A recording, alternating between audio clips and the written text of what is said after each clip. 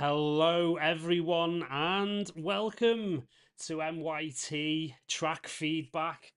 I am your host, Paul Nolan. I'm the co-owner and founder of MYT, and we're here across our YouTube channel.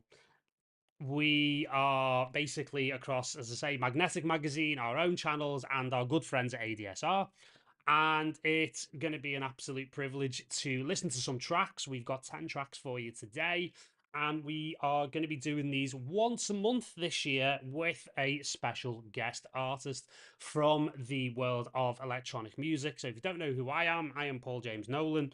I do a lot of artist development work. I'm a DJ and producer myself, having released on the likes of Bedrock, worked with the likes of Sasha, Junkie XL, etc., etc., and also do a lot of artist development work. I've mentored artists, including the likes of Masano on Afterlife and Four Candles on Bedrock and a whole host of others.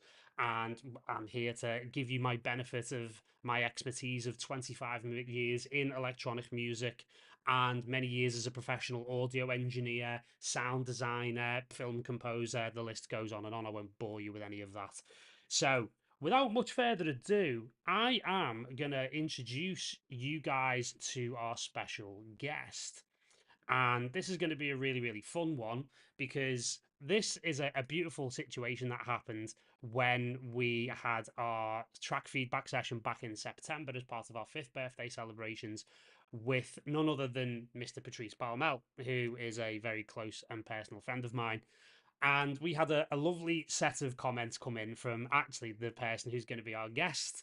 And I'm just going to move the screen over to show you who.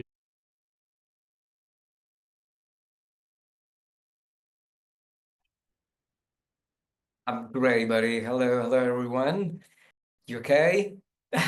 Wonderful, my friend. Wonderful, my friend. It is an absolute Such a pleasure to pleasure hear. to be here with you guys. It just, when I was telling you before actually because I was on the YouTube and I see your interview together with Patrice and I say, wow, this is incredible. Just let me write it down. And it was really funny from one side, but really interesting from the other side. I didn't know about this, the track feedback, and I found really interesting, and I learned I learned a lot of things actually.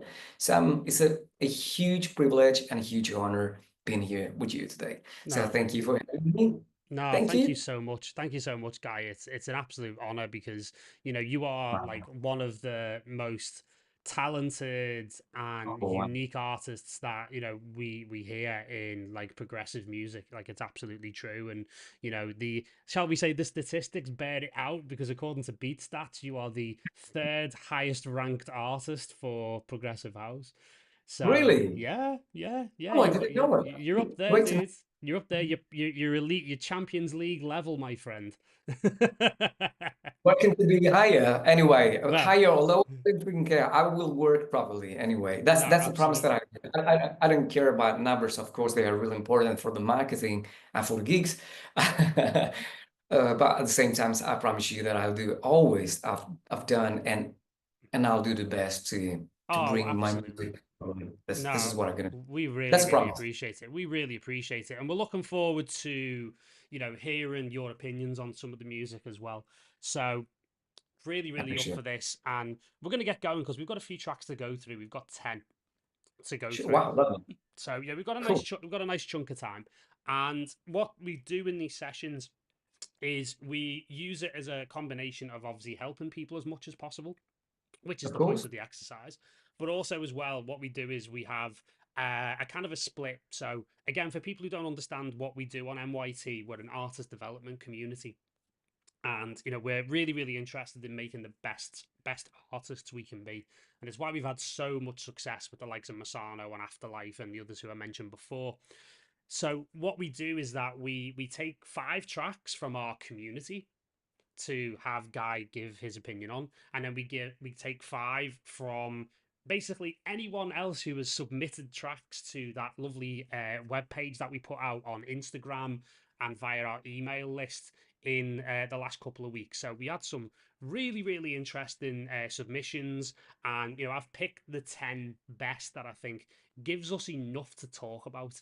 Because I think if we were to pick 10 completely perfect high level tracks, it'd be lovely for us to sit and listen to, Guy, but it doesn't really give us like, you know, things to get our teeth into and subjects and concepts around, like, you know, how to solve pain points and, you know, how to develop as an artist as well. So, you know, I've deliberately picked these 10 tracks to give us something to get our teeth into collectively. So yeah, it's going to be fun. So we're going to start off actually with one from our community, an amazing artist called Acetone. And this is a track called Lyra's Song. So without much further ado, I'm going to play this and we should be able to hear this all over our streams. Here we go.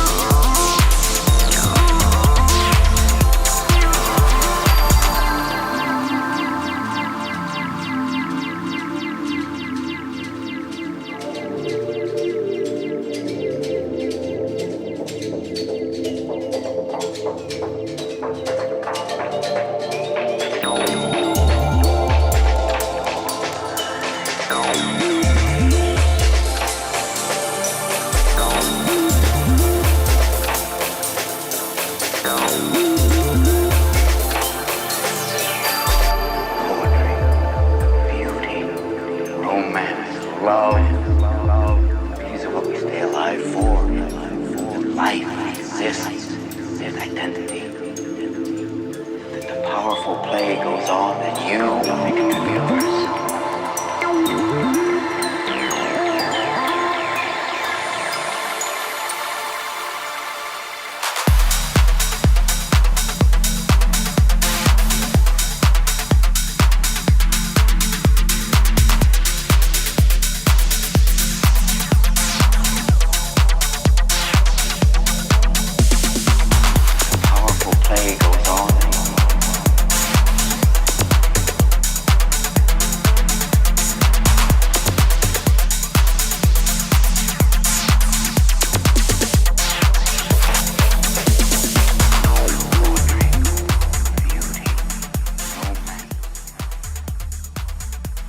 I almost feel guilty turning that off.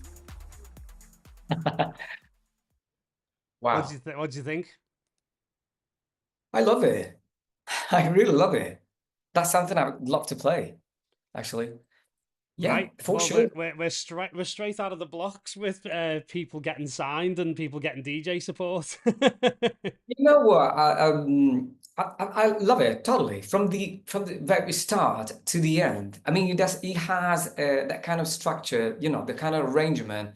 Above all, at the end of the track, you don't expect, you know what I mean? Because after the second break, you probably waited for something else. And actually, after the second break, there is a kind of outro which I really like. I like it, so I'd love to keep it.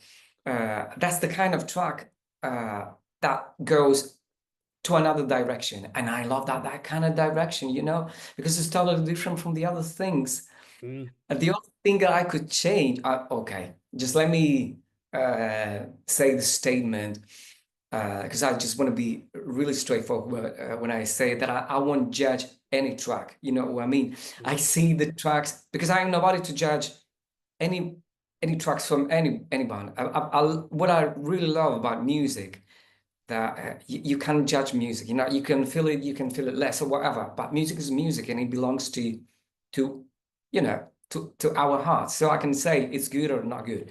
The other thing that I would like to change, if it would be my track, probably is the, you know, after the first break.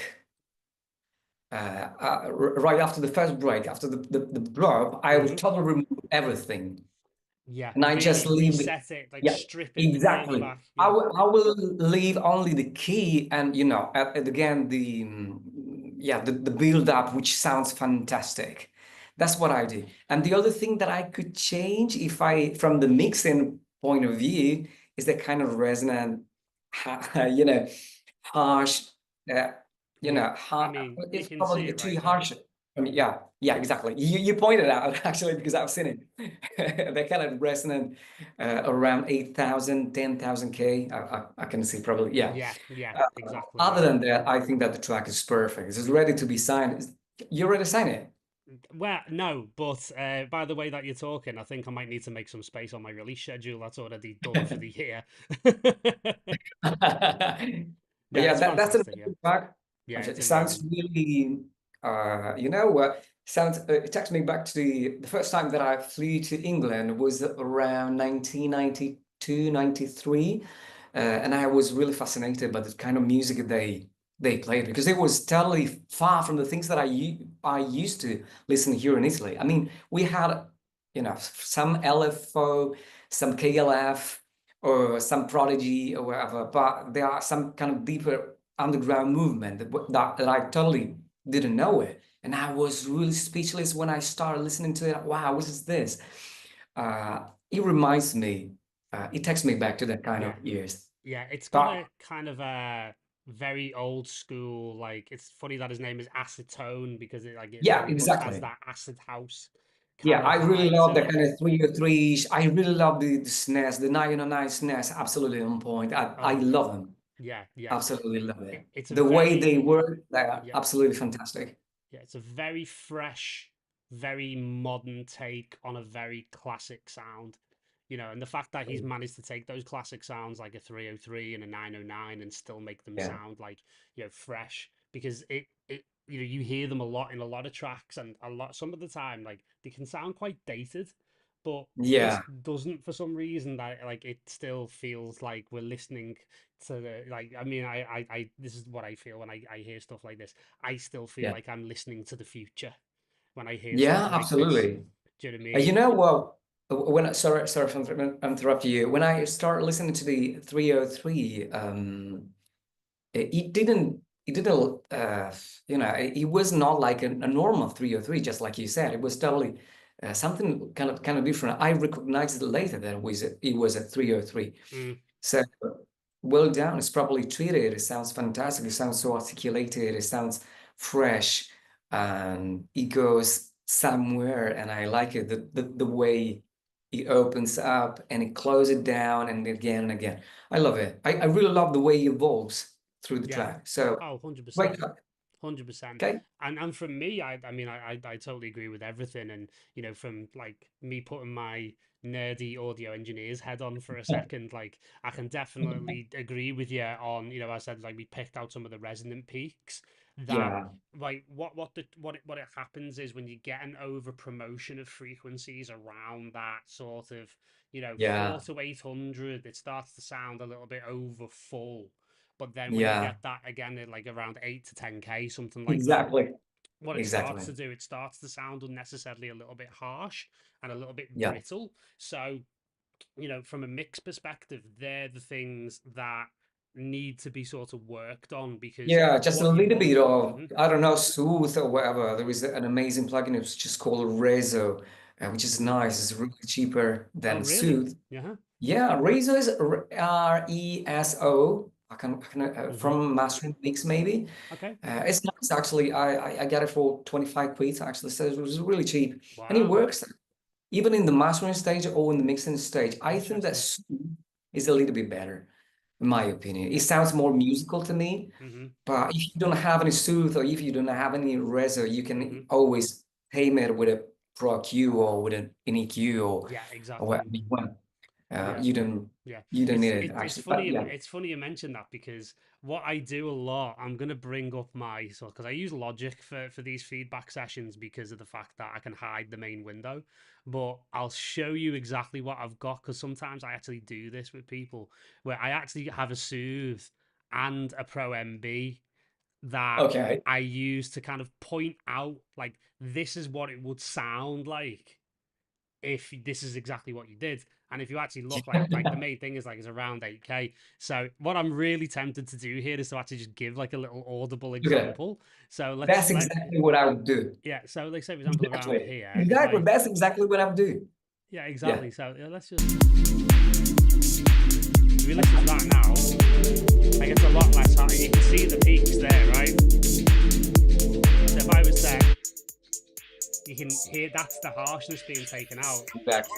That Yeah. language, I don't want anybody If to you know listen to that, that's so much more well balanced. words can change the world. Right? So around that 800 as well. That's it. So they're the frequency ranges to work with on either the individual instrument level if you want to do that in the mix, or it could just be a soothe over the entire thing at the end of the Yeah. mix stage and Yeah. at the Yeah. beginning of the mastering stage, basically. So yeah, that's pretty much what I would say where that's concerned. That's all that needs because everything else is sitting really, really well. What that will It's do, good the other track. I thing, love it. you know, it's just like even just listen to that little section with the soothe on. It was like, oh, okay, well, I can hear the toms. The toms are starting to come through, and those warmer instruments, because a lot of it is not about frequency levels. It's actually about what it does to your hearing and where it sends your attention.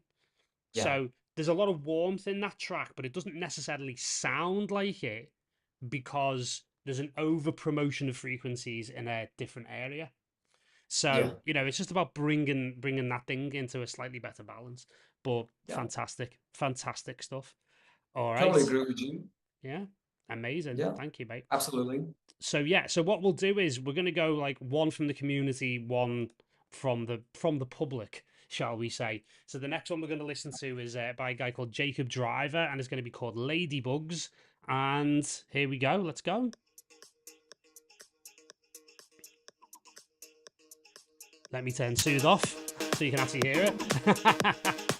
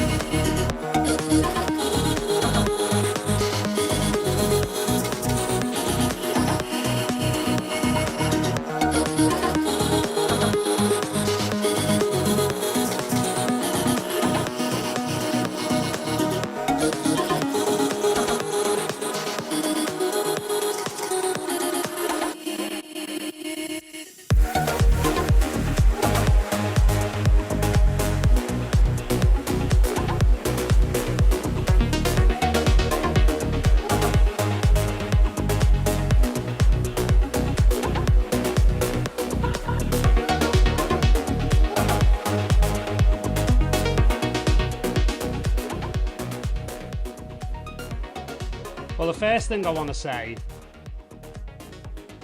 is I think we might have found ourselves a talent here. Wow. Yeah, I think I think Jacob's got a bit of potential here, if I'm being honest. Absolutely. It's getting a lot of love in the chat. A lot of people Yeah, comparing that to I've seen like it. nature, I've seen it. not the Henry Size label that is it Curious Natura and de Curious. Sororis? Yeah, it Yeah, I think that's a sounds good like shout. Curious and Curious.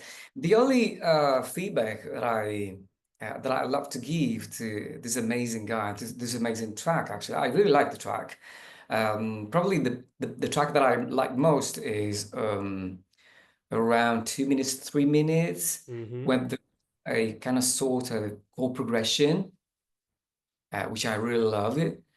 But yeah, the advice which I love to give is probably to create a sort of a contrast Yeah. between, you know, uh, um, what I like to say is that maybe you can surprise people. You know what I mean? And if you, yeah, exactly. From that side, I really love that. No, on the right side, just Mm-hmm. it's around the middle of the track. I mean, if you apply some filters and some evolution to the track, I think that the track will sound even more interesting, and you can blur people with some movement to the track. Otherwise, what I mean to say is that you have to create some dynamic to the track, in order to impress people even Yeah, of more. course. Yeah. And if you stay, I really love the chord progression. I really love the sounds. I really love the way it turns the. But if you try to build, some in Italy we say piano and forte. Okay, so Yeah. it's also dynamic between dark and bright side. The track will be a hit. I think That's so. my I that's my totally agree point with of view. you. Yeah, I totally agree with you. And it's like I talk about this all the time, when we talk about things like, say, builds and drops. It's like what we were Exactly. talking about in the previous track. It's like you need that contrast. So you need to go from Exactly. incredibly big to Exactly. incredibly small, from Exactly. incredibly loud to incredibly quiet. It's the And I think, dynamic that you need. yeah, exactly. And I think if you apply a sort of filter around 3 minutes to 4 minutes, just just a low pass or whatever you want, to Mm. make it dark, to make it shine or whatever, you're gonna create that kind of drop that will be incredibly stunning for people. Yeah. If you start thinking about it, this is a track for the floor. Mm. Um, and if you create that kind of feeling, this will be a bomb on the dance floor. 100%. It has an incredible potential, in my opinion. Yeah, So it if really you does. create that kind of contrast, like you said, this is going to be huge. Yeah, yeah. And I'm going to go into sort of more specifics about like how I think he can optimize this, because for me, I actually think it's more about arrangement than it Yeah, is like anything else. Like I thought the mix sounded good, from a technical yeah. standpoint. I think it's exactly where it needs to be. I think the bass in particular sounds really, really good. It's got that Yeah, kind of like vaguely sort of disco feel I love about tracks yeah, like this, exactly. and I Yeah, love absolutely. Henry for that. Do you know what I mean? Like Totally agree. yeah. I saw him in here in Argentina last year. He played a 5 hour set of nothing but his own productions. It was Wow. incredible. He was absolutely incredible. He really was. Like Henry's amazing, great guy as well. So with this track, what I was thinking more than anything is I agree with you. Like the strongest part is around about 2 minutes. When it Yeah, exactly. transitions into the ARP, that sort of melodic ARP. The first one on a more sound design point is I kind of did enjoy when the ARP arrived, but there was another part of me that felt like it was a bit abrupt, the way it just sort of slammed in. And that can Yeah, work sometimes. Like, I'm not saying it doesn't work, yeah. but I like to often offer this as a tip, which is you could put just a small, very, very subtle in there, like a reverse reverb or like a reverse of the first note. So it's like a Yeah, whoop, bup, bup, bup, bup, bup. You get a yeah. little whip into it rather than a Agree. you know, and it just sort of hammers you over the head. It's just, Agree. it's a finesse. It's just a little bit of flair that just sort of smooths the transition over, but Yeah, it's agree. still, but it doesn't take away any of the impact of like, here, have some of this, Oh, you know? yeah. I actually thought from around here, in general, I thought the breakdown was maybe a bit long, if I'm being honest with you. Yeah, Towards agree the with you. end, I was feeling like, yeah, I'm waiting for this thing to come back in now. Yeah, And I feel like in this second half here, while there's some like really lovely progressions in it, it got a bit noodly for me. And it was yeah, like, it reminded me of like when I've written not tracks similar to this, but I've been in similar situations where it's like, I am trying to get every conceivable combination out of my brain and into the DAW. So I can then go back later and filter it, you know? yeah, And yeah, exactly. yeah, yeah. This is exactly what I'm saying. I mean, Mm, I mean, in that kind of situation, every single time that I kind of try to build a track, and then if I start thinking about the arrangement, this is gonna be a mess. I mean, when I start thinking that the kind of that my track or a remix that I'm doing is going pretty much nowhere, just empty everything. I mean, I totally forgot about, I create a space, whatever, boom, it's nothing. And I start again from the beginning. And then I put the beginning into that kind of break or whatever. So I try to move things in order to create that kind of contrast. And people can listen to some changes. Otherwise, people probably can get a little bit bored on the dance floor to listen yeah, because we are going nowhere. That's what I'm saying. yeah, absolutely. Yeah. Maybe if and another little suggestion that I can give you is you can even shorten it. I mean, Mm, it's quite long. I mean, if you don't yeah, have too many things to say, just shorten it up. 1 minute. I don't yeah, know. yeah, Okay, I don't want to talk about minutes or bars or whatever, but shorten it up. If mm, you or cut it out some parts, and probably people will appreciate even more on the dance floor. yeah, If you remember that this track is probably programmed and thought for the for dance for the dance floor. You don't have to worry about that. I mean, 1 minute, 1 minute at the intro, 1 minute at the outro. Just tell your things in 2, 3, or 4 minutes, and exactly. that's it. Exactly, exactly. This is a phrase I often use with people, which is when we see arrangements like this, is there's a really, really good 6 minute track fighting to get out of this 7 minute, 45 minute track. And it's about, Agree. and if you think about it, this section where it gets a little bit noodly, and don't get me wrong, I'm not saying it's a bad section, it's just No, of course. suboptimal because by the time it drops back in, it's like the moment's passed a little bit and it's lost a little bit of energy. And I actually found the second little break here and drop, I found that more effective than the Mhm. first. So for me, it's like I think you could actually cut the majority of that section from here at like 3 minutes 24. Or I mean, there you go. It's like it's a minute. Like that whole section's like a minute essentially. You know, Exactly.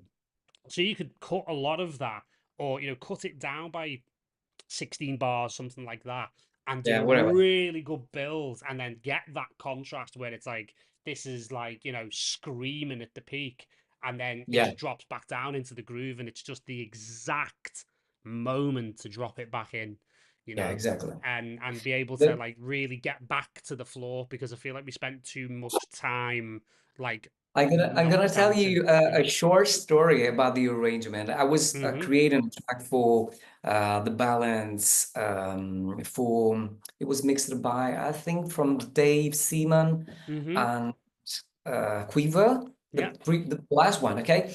And I send them a track actually, and they say, okay, Dave got back to me and say, okay, I like the track, and I say, okay, I'm kind of struggling to build something, in that particular moment, which maybe evolve into something better or create something. And he got back to me after a few minutes. Do you really need it, that part? So Mm-hmm. I realized by myself that I didn't really need that part. Yeah. So I cut it down, and the track worked even more because Mm. there is what we really need. I mean, we say something in 2 or 3 minutes or whatever, and the track is done. Sometimes Yeah. you don't have to be one track of 9 minutes. Sometimes the risk is to be redundant, and Yeah. I Of don't want to say course. monotone, but but nothing else to say. Okay, you Yeah, know what I mean? And if I listen to some tracks that Bedrock is releasing right now, they sometimes they release track or 6 minutes, 7 minutes, where every part that I usually listen is kind of essential and it's telling one yeah, story. Every single story is important. You know what I mean? So just ask yourself, do I really need this? I'm telling you something new or mm, something that kind of in a in a in a way is related to what I'm yeah, saying, to reach exactly, and cover what I'm saying or not. exactly. If the answer is not, be honest Yeah. with you, of course. Hmm. You don't have to say anything else. No, of That's it. course. The number one thing that I see with artists who I mentor, that is the missing piece, because a lot of artists come to us where they've even had some releases and done reasonably well, but they feel like they're missing that, X factor of, like, Yeah, what gets to the next level. And yeah, yeah, 9 times out of 10, it's the same thing. It's the storytelling's off. Like, they're either not sure of what story they are telling, yeah, or they have a less refined understanding of, like, narrative arc of, like, your track has a beginning, a middle, and an end. And when they yeah, start to think about that, like, I always call it like the hero's journey of the track. Do you know what I mean? It's like, yeah, yeah, you're, yeah. you're Absolutely. telling a 3 act story in like 6 7 minutes, like you were saying before, and every piece, like you were saying with the Bedrock releases, like everything, like nothing is in there that doesn't need to be in there. So that section that Jacob could look at, that we're talking about, we could say, is that part of the main story, or is that like a side quest? Do you know what I mean? To use a Yeah, video gaming yeah, term, it's like, absolutely. is this main quest, or is this like we veering off into a side quest? Yeah, So yeah, yeah, it's like, okay, if we're veering off into side quests, you've got to be brave and you've got to make decisions that sometimes it's like, yeah, I really like that section, but I'm going to need to lose it in order to enhance the whole of the rest of the track, essentially. yeah. So that's Agree, where totally it agree. gets into like, really, you've got to be not like brutal, but you do have to be quite, Of course. you know.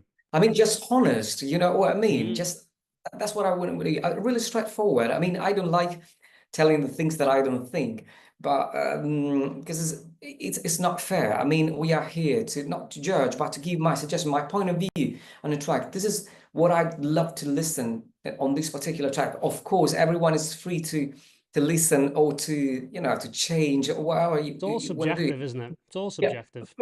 exactly. No, Exactly. absolutely. It's absolutely subjective.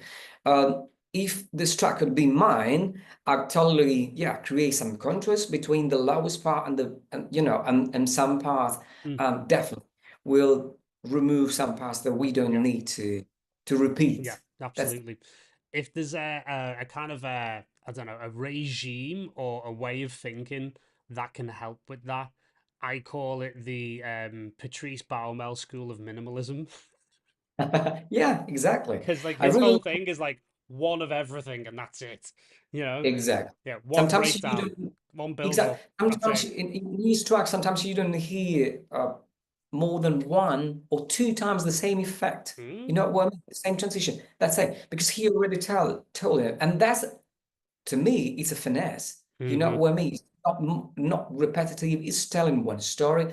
It's it's one go, so you better listen to it properly because you don't want to miss anything. You know what I mean? But he's really such a master on doing this, Oh and the yeah, content, yeah, I mean, yeah. and the dynamic that he creates on his Yeah. tracks is And absolutely the incredible. disciplines required to do that is huge. I mean, he's done a couple of these track feedback sessions, and it's like, it's Yeah, astoundingly consistent, the feedback, which is like, why do you have two breakdowns? Like, what are you trying to achieve? What is the second one doing that the first one hasn't already yeah, yeah, achieved? Like, the amount of yeah, times the feedback has been like similar, where it's been like, you could take those two breakdowns, put them together, half the duration, and it will be twice as effective. You know? yeah, So this is the thing I love yeah, about Patrice, and I love about the feedback that we give, because a lot of it is subtractive. A lot of it is, we're actually giving you less to do, which is the exactly. point. I mean, yeah, sometimes there's feedback where it's like, you need to do more on this, you need to work on this a little bit. But I always find the most effective forms of feedback are when it's like, actually, this big thing that you've just done, like this big section here, guess what? don't have to do it. You've got less to do, and you've got more Yeah. time and more bandwidth. And the other thing I always say on, like, just before we move on to the next track is Yeah. that Yeah. sections like that contain good ideas. That doesn't mean that that concept is dead. That could Yeah. be refreshed and used in a different track where it Yeah. becomes the main idea or the main theme, or it has Yeah. some Yeah. Yeah. use, you know. A lot of the time, like, I mean, I talk about this a lot as well, where a lot of people don't hear a lot of the tracks that I write, Yeah. but they hear the babies that those tracks have. Yeah. Do you know what I mean? I call them mother tracks, where it's like I just Yeah. stuff Yeah. loads of Yeah. like an album's worth of ideas in one track, and it's like, oh, it's a little bit busy, but that can go in that track, this can go in this track. I can make a whole track out of just this section. And Yeah. it's like you just used it as just like a massive canvas to just get all your creative ideas out. And then, you know, there's nothing wrong with like iterating on that either. So Yeah. Of no course. idea is ever really dead. It's just maybe it just needs to Agree. be recontextualized in a different way. Agree. Totally agree. Amazing, amazing. Right, we're going to move on because the rate we're going at, mate, we're going to be here all night just Sorry. talking. Sorry. No, not at all, mate. It's not you. Yeah. It's the collective us of us being just all nerdy and Yeah. passionate about this. Yeah. I love it. So we're going to go back to one of our MYT members called George Yamin, and by his own admission, he's a very big fan of yours, so I had to select this. Oh, wow. So Thank you, mate. here we go. Here's Progma.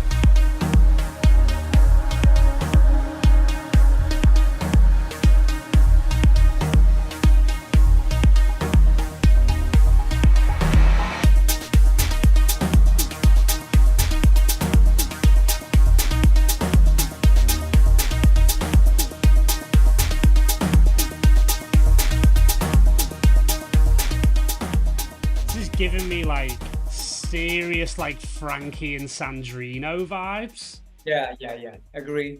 Yeah, and it's nice actually because one of the things I said to George is like this is literally only like a 4-minute sketch that he's done, and I actually like encourage people to put in like works in progress that like aren't like technically like done. Do you know what I mean? It's one of the reasons why I selected this track specifically is like not only is it like it gives us a bit more to talk about where this could go with the rest of the arrangement, it's actually nice to have people like put in stuff that they're like currently like absolutely working on that's still rough, probably not mixed, not fully arranged, that kind of thing, because like one thing I will just say before I hand it over to you, Guy, is that's kind of what we do with MYT. We actually have sessions like this twice a month.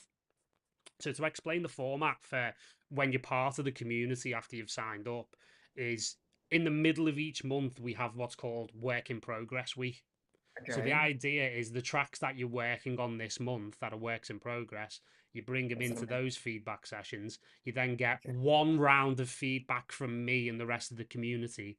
You then go away, work on it as the work in progress. And then at the end of every month, we have what's called finished week, which is like finished track feedback. So the idea is that I've taken it from the work in progress, got the feedback at the end of the month. I've finished it to the absolute like top level that I can. And basically here's the finished article, and then hopefully it means that you get into a rhythm of being able to finish tracks every month. So it's a nice sort of like structure, it's like accountability, it's workflow, it's feedback, it's everything all at the same time. So we found that that's been like really really effective in helping people get music done to the highest possible standard. Absolutely. And then go from there. But yeah, I'm really loving this. And you know what I love about this before I hand it over to you, Guy, is It's all right. it actually explains the feedback that we gave for the previous record. I was telling you exactly the same thing. This is exactly the example of what I'm telling you before. He's telling you that story. There's no part that I would delete or I would remove from the track. It's exactly a story from the beginning to an end. That's it. I'm not sure if you can listen to my Maybe it's kind of cutting it works out, but don't worry. It works fantastic. It's an amazing idea. Simple idea is it goes straight to your heart. It goes mental because there is a sort of evolution of that, of that synth. So to me, the track it's almost dummy. Yeah, probably some little things to do, but some transitions just to make it a little bit more interesting. But other than that, I think the track is ready to be mixed and it will be incredible on the dance floor. Yeah, that's it. Yeah, There's nothing to say. Yeah, definitely. It's ready to be signed and ready to be played by DJs, guys. So it's all right. Excellent. Yeah, there's nothing else to do. I mean, I like it. I like it when it stops. I like it when the synth and the kicks back in. Exactly what I loved it when we were listening to it and it did the drop and you turned around to the camera and were like, yeah, exactly. He's got That's it. what He's I got was. it. Yeah, He stuck the landing. He stuck the landing. Absolutely. No, absolutely. Whisper. Yeah. Yes, the one. So for me, you make an amazing point around like keeping the ideas incredibly simple. Because what I tend to do, because I've got this like really well, my brain is a strange place to be at the best of times, my friend. But I've got this really strange brain where it's like on the one side I'm an artist and I'm obviously feeling everything, and on the other side I'm like a really deeply scientific, logical, technical audio engineer. And I tend to, and it's funny, isn't it, because it's again going back to Jacob's track, the previous track, that section that we were talking about, it wasn't simple. It was very like not. beautifully constructed, We articulated exactly. There was certain things. Yeah, exactly. Yeah, but complex. Whereas the section before was incredibly simple, and that's what made it more effective. So in the context of that, I think it's really really important to kind of point this out, that the best ideas are the simplest ones. And for me, sometimes what I tend to do if I'm giving myself feedback is like, because I'm so skilled as an engineer, I can stuff my tracks with all kinds of stuff. Like I can find corners for all kinds of things that, maybe necessarily don't need to be there. And I tend to kind of like over complicate like Yeah, melodic ideas in particular.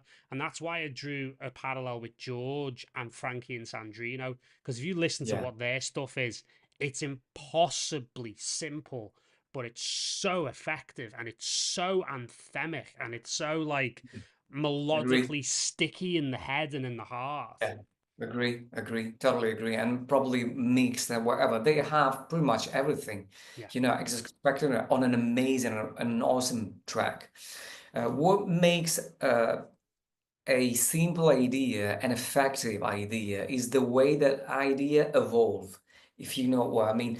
I mean, a simple idea, you don't have to be really skilled or in on creating incredible melody. But if you're taking a simple idea and if you build this into another way, but it's pretty much the same, but you can change it with effects, with, I don't know, with LFOs, with cutoff, or whatever you want.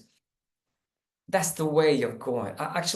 I started creating a lot of melodies, and I saw a lot of people almost, how to say, that they were almost still on the dance floor. But when I try to remove that kind of melodies and I try to get an effective idea, and to change the idea and to turn the idea into something a little bit more complex in terms of mixing, in terms of adding some reverbs or whatever, I see people moving. Yeah. Because it becomes a little bit more, probably less in the heart, a little bit more mental, but it makes you move in the way. Absolutely. Because, and that's exactly the example of a simple idea which goes exactly where he has to go. Yeah.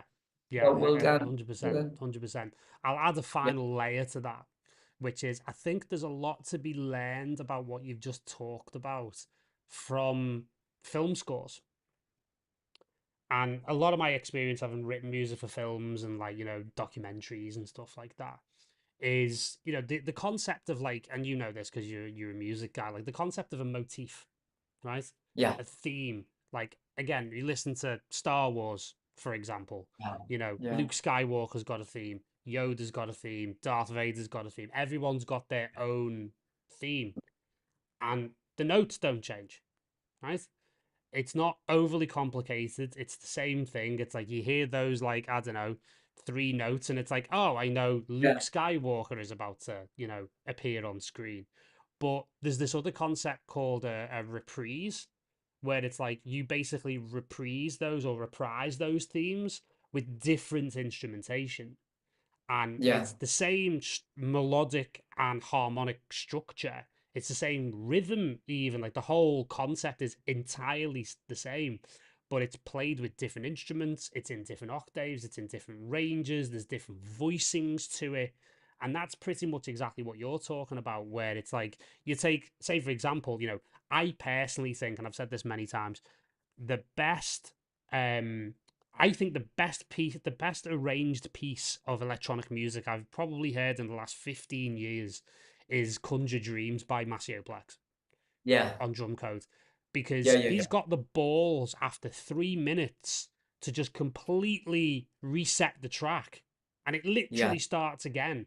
And then the same melodic ideas come back in, but with a completely different set of sounds. And it's like, okay, that's clever. Do you know what I mean? And constantly keeping people on their toes, doing That was strange things. absolutely. Yeah. Absolutely. Yeah. That was an incredible, clever move. Was talking about it. Okay, I just want to be really quick because I don't want to annoy you. I was listening to the Interstellar soundtrack. Okay. They are essentially 4 notes. Da da da da da da da da. That's it. But if you start listening to it, and straight at the beginning, and if you see after 10 minutes, which is going always the same repetitive note, it's the concept of, yeah, the repetition, but where it goes, it's unbelievable. And we're still talking about 4 notes. Okay.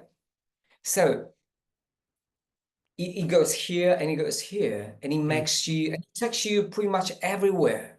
Yeah. You can put your own voyage. It's trippy, whatever. And it's really simple in terms of notes. Anyway, that's hands in a nutshell. That, you know, just how to get like incredibly simple themes and then absolutely wring maximum value out of absolutely everything. You know, I mean, like one of my favorite pieces of his work, it still fascinates me. I still listen to it, still fascinates me to this day, is the Joker theme from The Dark Knight, you know, Why So Serious? And it's an amazing interview with Hans where he was like, well, you're talking about a character who is the ultimate anarchist. What would be the most anarchic, chaotic, like anti thing that I could do as a composer? And you know, there's that rising kind of like scratchy sound.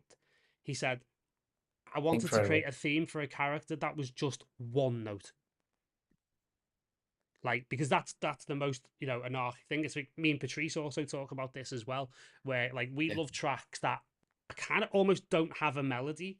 They're just like an opaque mood that you can almost like project your emotions onto. Like for me and him, that's the most progressive thing you can do. And it's there's a discipline in being that simplistic and being that, you know, disciplined on, you know, and I often say this when people write melodies, like, because I've taught a music theory course on our platform. And one of the big things we did was like, we did a melody writing class where it was like, okay, we've written this melody, we've written this motif. Let's take at least half the notes away. And we take half the notes away and it can still say the same thing. So it's like, sometimes it's like, you know, I mean, this is a horrible analogy to make because this is me being from the north of England for a second, but it's like, it's thrown as much shit at the wall to see what sticks. And basically like keeping the parts that work. That's all it is. It's that, I'm all for, like, as I say, throwing the kitchen sink at things and then stripping things away so you get to that simplicity. That's for me has always been the process. But George has absolutely knocked it out the park there, and I can't wait to hear the finished version with the finished, you know, arrangement and stuff. We'll make sure we get that one to you as well as Acetone's track. Yes, please send it over when ready, buddy. Amazing. Thank you, George. I love it. Okay, so next is actually what we would technically call an MYT alumni. It's Dave Leck, who we actually last year put an album of Dave's out, and it's absolutely stunning. So Dave asked, he said, can I present something to Gai? And I said, of course, buddy, of course you can. Good. So here it is. This is Somewhere.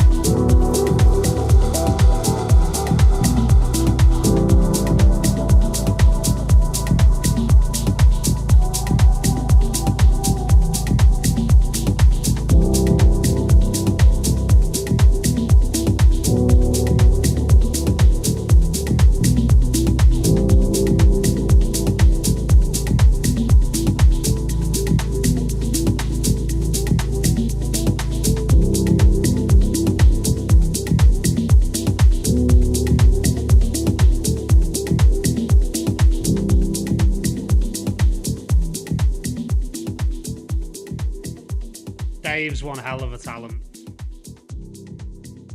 What can I say? Send it over, buddy, because I'm gonna play it. Tell you what, you're getting a good deal out of this today, Guy. You're getting your record box filled up for the next load of gigs. Exactly. You know what? The other thing that I mean, yeah, it sounds great. It sounds fantastic. It's an amazing track. It's really evocative. It's full of everything, atmosphere. It sounds amazing. Probably the only thing I could change is the third and fourth chords of the piano.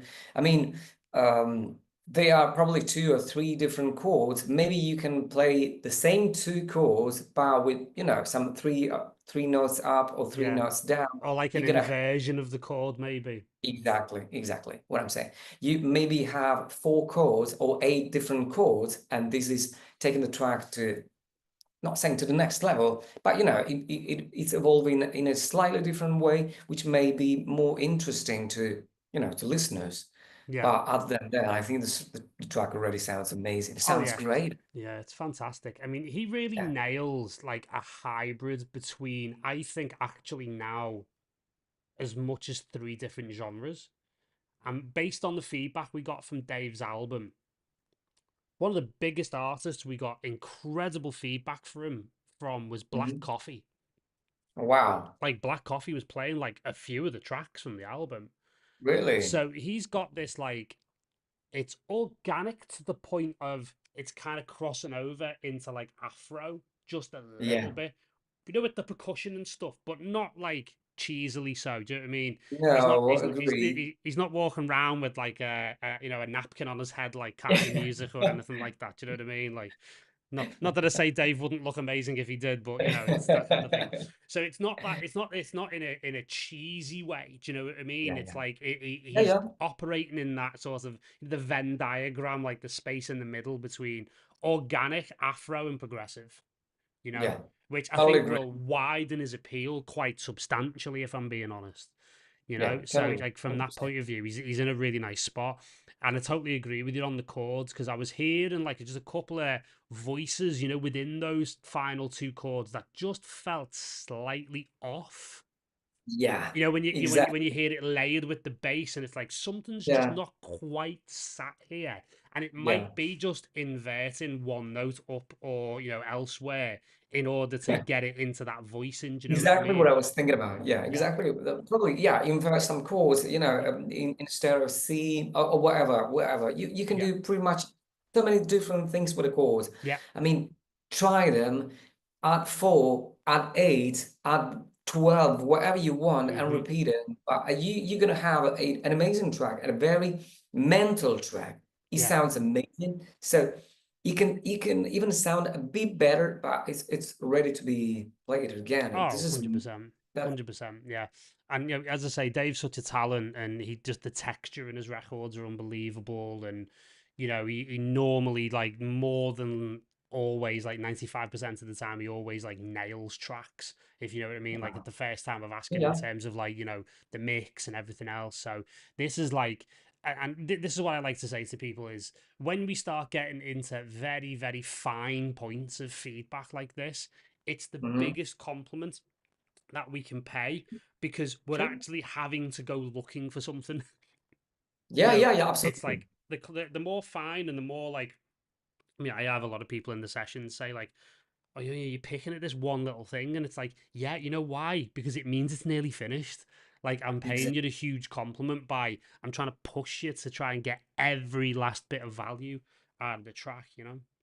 And what I'm telling to my kids always, every single day, is that every detail makes the real difference every single time. So it's a little bit detail that can be a small chords, a change or whatever. It will be to several people, probably not to the complete people who's gonna dance on this track, but there are some people which will be really really impressed by the chord progression. So if you can do it, that will be amazing. If you don't want to do it, it's fine anyway. It sounds amazing, but it's up to you, buddy. So exactly. Yeah. So we're going to move on, and we're going to listen to Martin Rothamel, who is one of our community members. We actually did the last release on the label with Martin, And this is the guy who I sent you the remix that I did that you loved so much. Okay, yeah, So play it. this is one of his originals. So here's Ardent.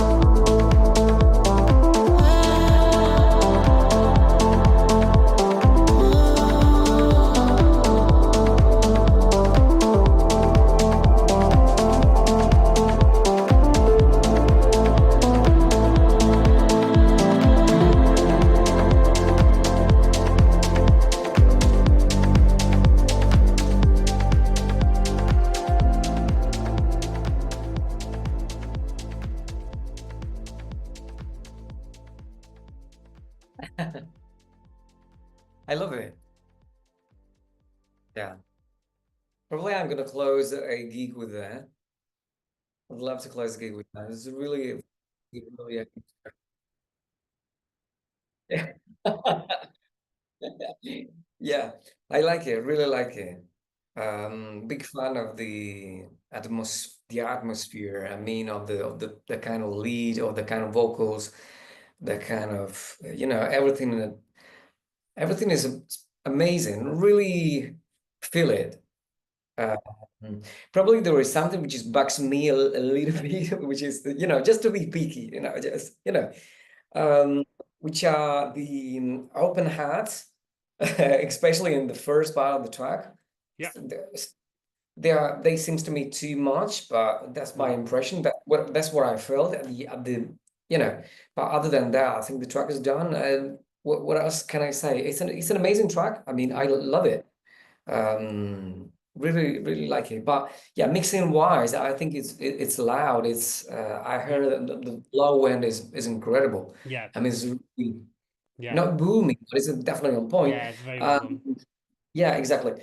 Yeah, probably the other thing that I could, which is not too harsh, maybe it's too high in terms of volume, in my opinion. But that's my opinion. It's kind of style opinion. You know what I mean? Everyone has his own identity, so just keep it the way it is. If you think that it's right the way it is, so that's my point of view. But at the end, this is an amazing track. Oh yeah, it's beautiful. What else can Really, you really say? beautiful. Yeah. I agree with it on the hi-hats because it felt like it was kind of playing one of his cards a little too early. Because Okay. I love hi-hats like that, but only at the appropriate time because they can add so much energy. And Yeah, of one of the course. ways that, and this is what I mean, it's like even a hi-hat can be used as a storytelling device, Absolutely. right? And you know exactly what I'm saying. I'm going to tell you something. That's why, because I've told you before, especially in the very first part of the track, you know what I mean? Because if we're telling about the hi-hat, actually it's an open hat, probably. That's why probably I'm gonna smooth the K or the release, the high, or the open hat during the first part of the track, and probably I'm going to open it properly, maybe, yeah, just a little bit longer, or with a vocoder, or whatever you want in the in the second part of the track. That's what, to me, I felt that it was too much in the first part of the track. Yeah, That's it. yeah. That's what I felt actually. When I was listening to it, sometimes you don't have to think about it. It's all about what you feel and how you translate the feelings into words. And that's my impression. It was my impression when I felt it the first time, that in the second part of the track it's totally on point for me, and it works properly because it opens it again, and it builds up properly. It's really, it gives, it shines the way it has to shine, you know what I mean. But 100%, 100%. it's my perspective of the story, but it's your story, so feel free to tell the way you want. Exactly, exactly. Yeah, So yeah, I mean, for me, I love that idea of like shortening the decay on it earlier in the track and yeah, then lengthening it later. That's one definite way of exactly, doing it. I exactly. mean, another way is to actually like just leave it out and then just bring it in later on as like a final element, which like presses home the advantage. And Exactly. absolutely, like it's another, like the analogy I always use is it's another Yeah, yeah, gear in the gearbox, you know. And yeah, it's like, you don't want to jump from like, especially where that comes in, it's like you should be in third gear. And for the yeah, sake of your gearbox, you don't want to shunt your car from like second gear into sixth, you know. yeah, yeah, yeah, yeah. It's that kind of thing. So yeah, I definitely agree with you on that. For me, I've got two other little points that I want to make before we move on, and one of them is around the percussion. There was a part in the Okay, second middle of the track where like the more sort of like kind of like those types of percussions, I found them to start getting a little bit repetitive. And I okay. feel like there could be a little bit more variation in the patterns Yeah, yeah. in order to make them more musical and to make them feel like, because I always love percussions where there's like a question and an answer, where Mhm. there's like a couple of complementary Agree. instruments that are kind of like talking to each other.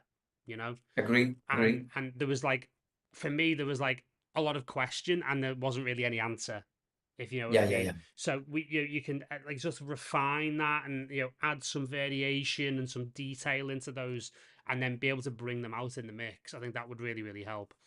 And then the final thing, I did take a little bit of a look at, you were saying like it's mastered loud.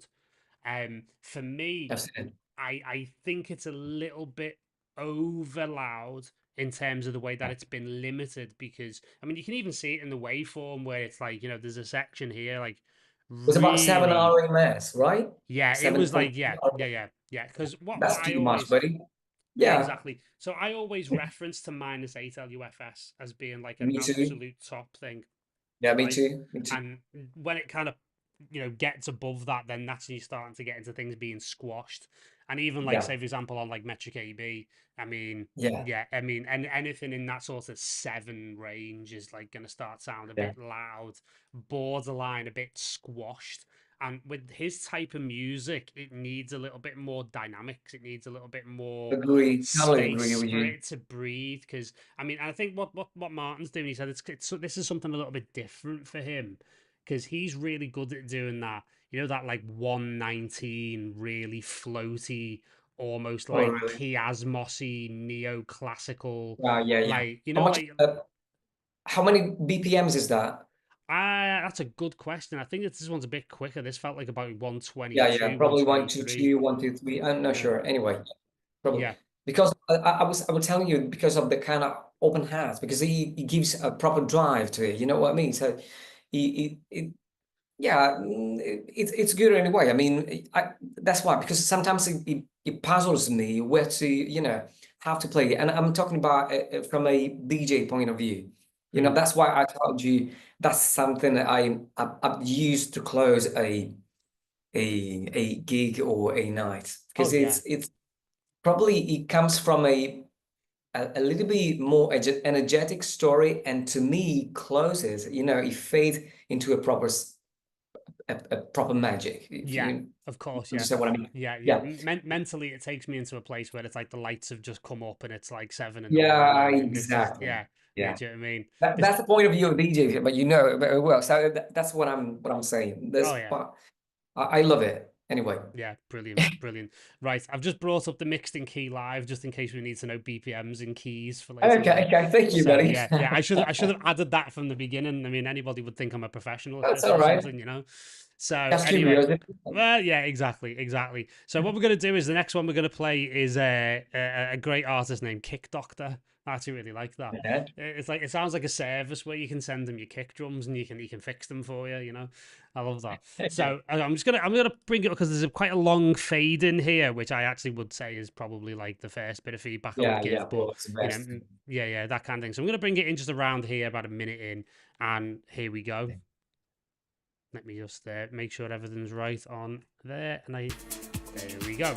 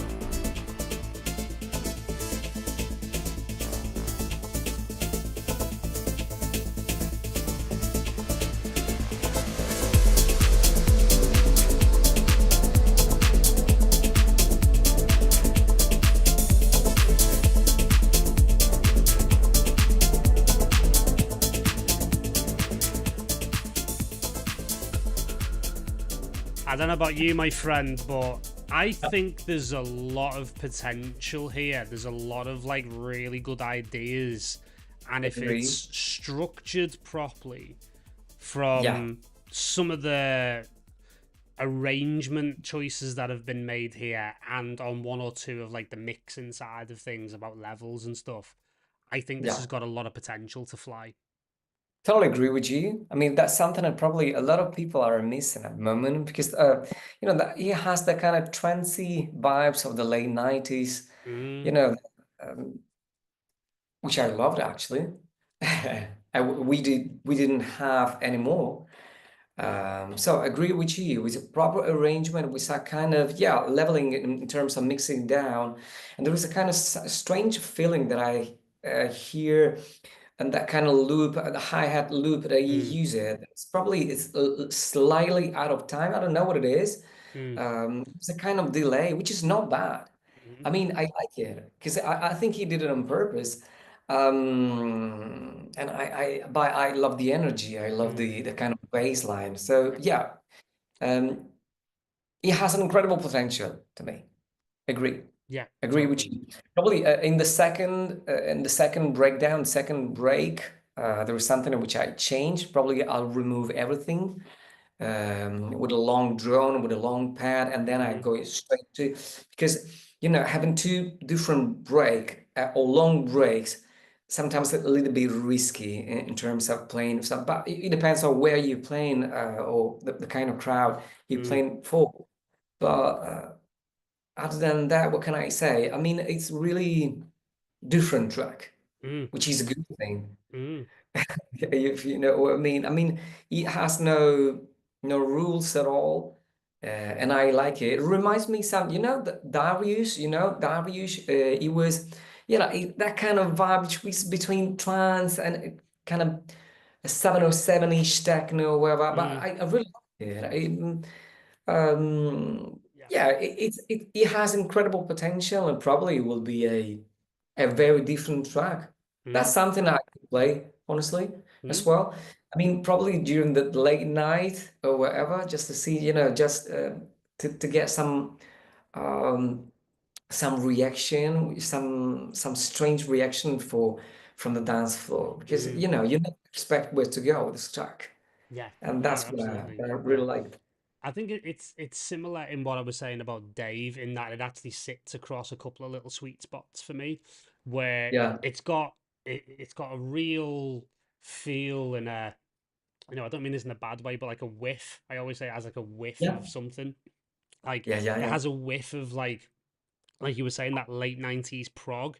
Like there's yeah. parts where like the vocal comes in and it's like this is starting to really make me think of like the Baggio track, from Yoshi Toshi Agree. back in the day, like the Yeah, punk yeah, yeah. rock remix of that.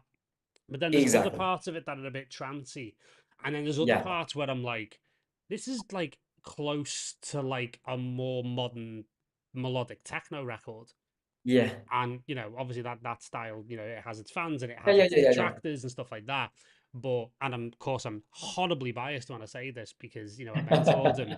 But artists like Masano are just fantastic examples of this type of genre, in terms of like how things are mixed, how things are put together. So I'd say to the Kick Doctor to actually like use those records as like a reference, and specifically when it comes to like, and again this is similar ground that we trod before with another track. um there's two breakdowns there, and functionally those two breakdowns kind of do the same thing. So actually you only really need one of them. And again, it goes back to other tracks we talked about in this session, where it's like what you need is the contrast. You need that big build, and then drop it down to emptiness, to just the kick and the sort of the The rolling baseline, part wherever you want to, bass. yeah, Yeah, agree exactly, with you. exactly. Because it drops back in, and it's like, I was saying that analogy of like playing the card too early. It's like it plays all of its cards at once, and then there's no other rhythmic development. So Yeah, you would need to add in like rides and other 16ths and other things to try and keep it moving. Whereas like it's a palette reset after a breakdown, because you take Yeah. all of those sounds that might have been in previously to the break and the build, and it's like it's a cleansing of the palette, and you give people enough chance to miss those sounds. So when they're reintroduced like 8, 16 bars later on, it's like, oh, I haven't heard that for a while. Oh, good, yeah, Yeah. that's nice. You know what I mean? And it Yeah. allows Totally the agree. track to run through the gears once again. So I think with a tighter arrangement, and like we said on the mixing side, for me, I think the number one thing in terms of feedback I would say to look at is, ironically, for an artist called Kick Doctor, is that the kick's too low and that the bass is too high.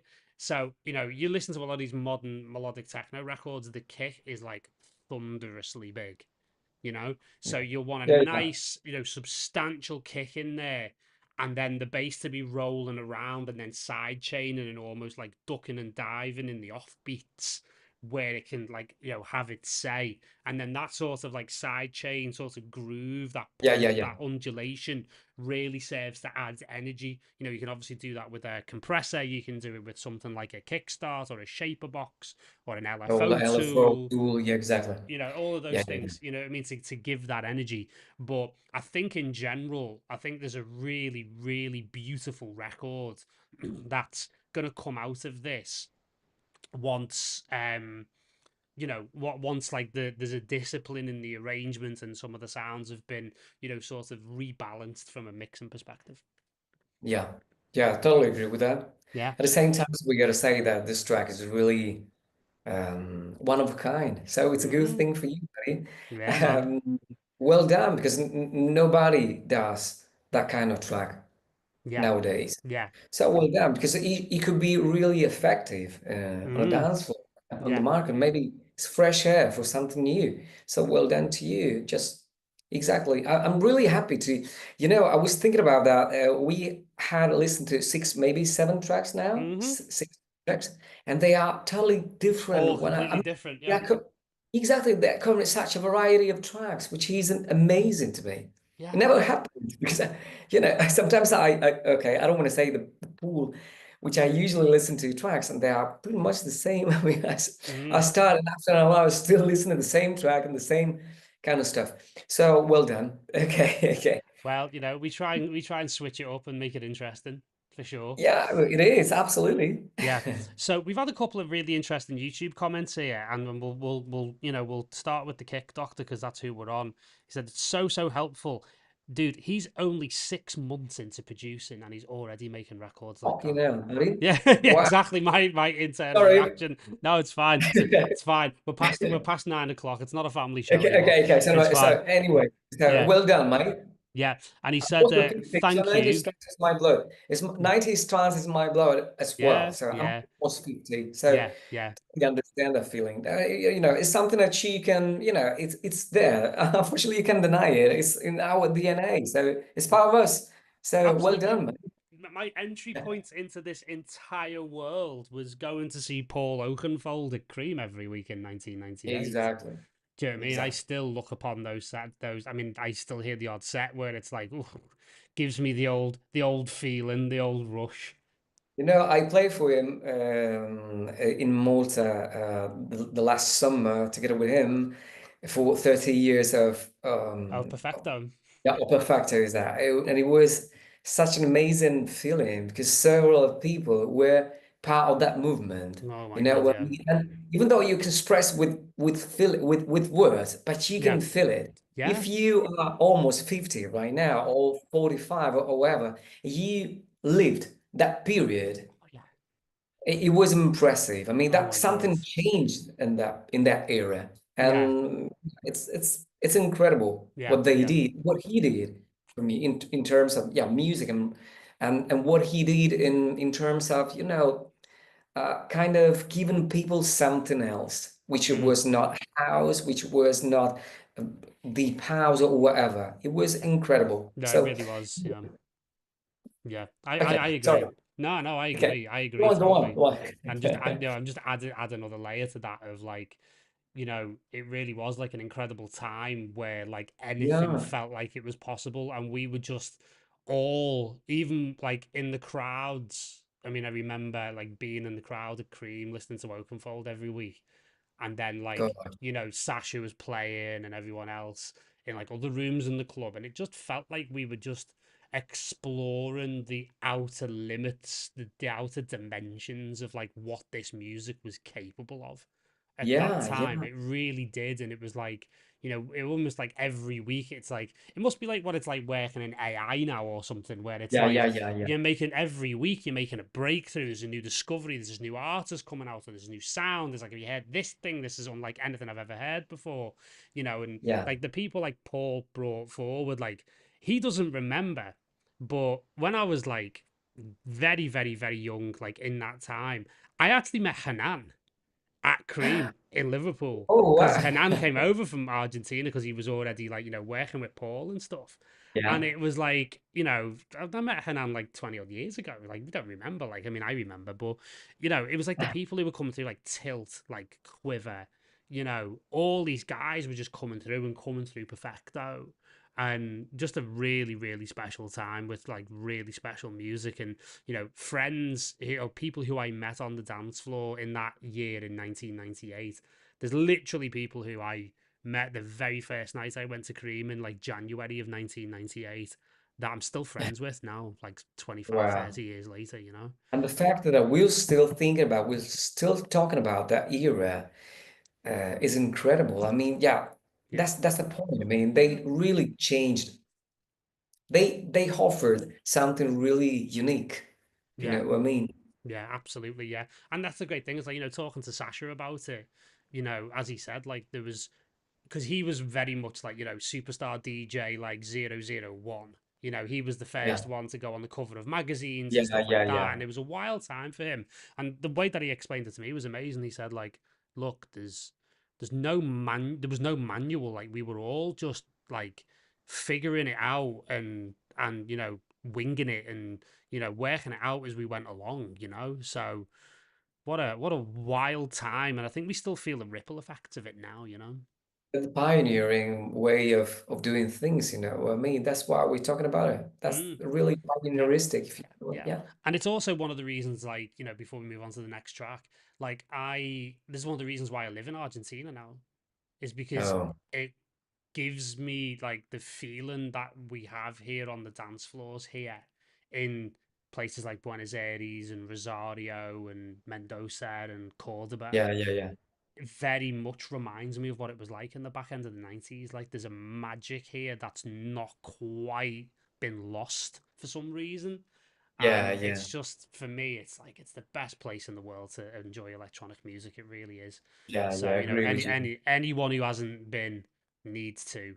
And yeah, it's been pretty life changing for me, buddy. So hey, next time It you're is in, actually, I think for everyone, because oh yeah, if you have some, if you have some relationship with the Argentinian people talking about music, there is something which resonates with them. I mean, I don't know what it is. I mean, I'm Italian, okay? So every single time that I met Argentinian people talking about music, there is something which is a kind of relationship, even yeah, though with people I never met before, and they're moving mm, as a whole, as a whole thing. I don't know what it is, yeah. but you know, so. Yeah. Anyway, sorry. Okay. Something very, very, very, very special. So yeah, the Yeah. other little comment that we'll have before I play the next track is actually Jacob Driver, who we actually made a feedback for him earlier on. He said, "Oh my God, my track made it in. I'm the biggest Gai Barone fan ever. Thank you Oh, so much lovely. for the Thank you, wonderful feedback." Jacob. I appreciate it, Jacob. Lovely work, buddy. You Thank you you. you you're well loved, mate. You're well loved. And why not? Okay, next one from one of our MYT members. This is Paul Woods, called Rinker. And Paul is one of our OG members. He was here from like day one, so it's great to have him Oh, play a track for wow. you. So here we Cheers, go. man.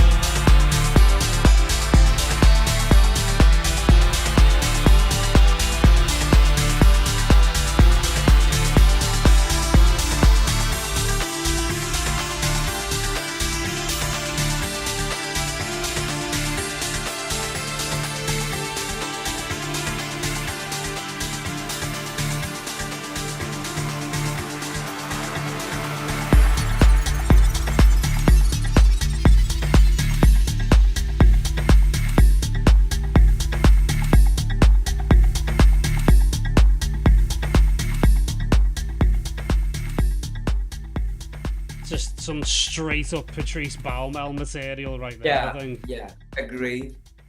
Yeah, agree with you. I like it. I really like the track, buddy. Nothing to say. I mean, the other thing that I like to actually, if it would be again my track, I would add another layer to the bam bam bam Yeah. bam bam. Bam. I really love the way when it starts that don don don don don don don. Really love that one, that vibe. I mean, that's the track to me.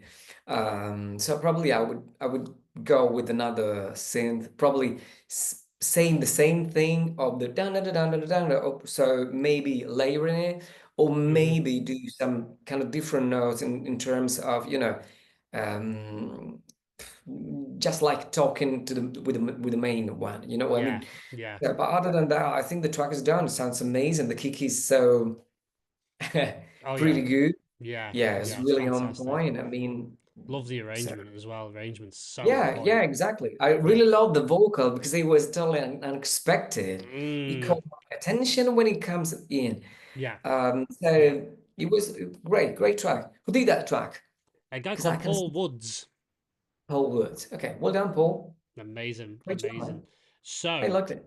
oh mate, I loved it as well. So for me, it's like, I mean, talking about those vocals just before the drop, I Yeah, love how ballsy that is as a move to not only just let it run completely, almost like to silence, and then to do something that left field, that out of the blue, and yeah, then the discipline, right? Now, what I mean by the discipline is I was very lucky once where I got to meet Nile Rodgers from Chic, right? yeah. And we had an amazing conversation. We were just talking about stuff. And it was at a music conference at IMS in Ibiza, the music conference that they have there every April, May. And Mhm. we got talking because he heard that I have got a Liverpool accent and I'm from Liverpool. And he actually approached me and he said, if it wasn't for you boys, I wouldn't be here. And I'm like, what do you mean? He said, oh, I learned to play guitar from a Beatles songbook. Wow. And like just a little aside he said, basically think about it. He goes, no Beatles, no me. No me, no disco, no hip hop, no house music, nothing. So it's like he Yeah. said, like it's the 6 degrees of separation that always ends up back at the Beatles, no matter what, which is a funny thing to Yeah. think about. But he talked about like one of his greatest sort of techniques, if you will, was something he called the one time only event, which Yeah. was the thing that happens in a record that is so astonishing and so like out of left field. And the discipline, and this is what I mean with Paul, what he's done with these vocals, is to Yeah. not do it again. Is to just do it the one time in the record. And like Yeah. as Niall said to me, what you want people to do is, metaphorically speaking these days, or sometimes literally, Yeah. pick the needle up off the record and put it back to that section to listen to it again to make sure you heard it right the first time. Yeah. So Wow. that's That's what he's true. done here. Phenomenal, Yeah. absolutely phenomenal. I Yeah, I agree totally with you. agree with you on the main synth. One thing that came to me while I was listening to what you were saying about it, about layers, Yeah. is there's I found, and it might be the way that it's mixed and the way that it kind of like Yeah. cascades upwards, is that it was getting a little tiring for me when it was getting closer and closer to the peak. So one of the Yeah. ways you can kind of play with that is obviously make it over a more gradual curve, and Yeah. Yeah. have Yeah. it like sort of be a bit more of a journey in terms of like it going up and Yeah. down Yeah. and Yeah. pulling back and shorter and longer notes. That's one way of doing it. The way that you were talking about with like the layering is actually have the same, again, it's a motif, same Yeah. notes, two different sounds Yeah.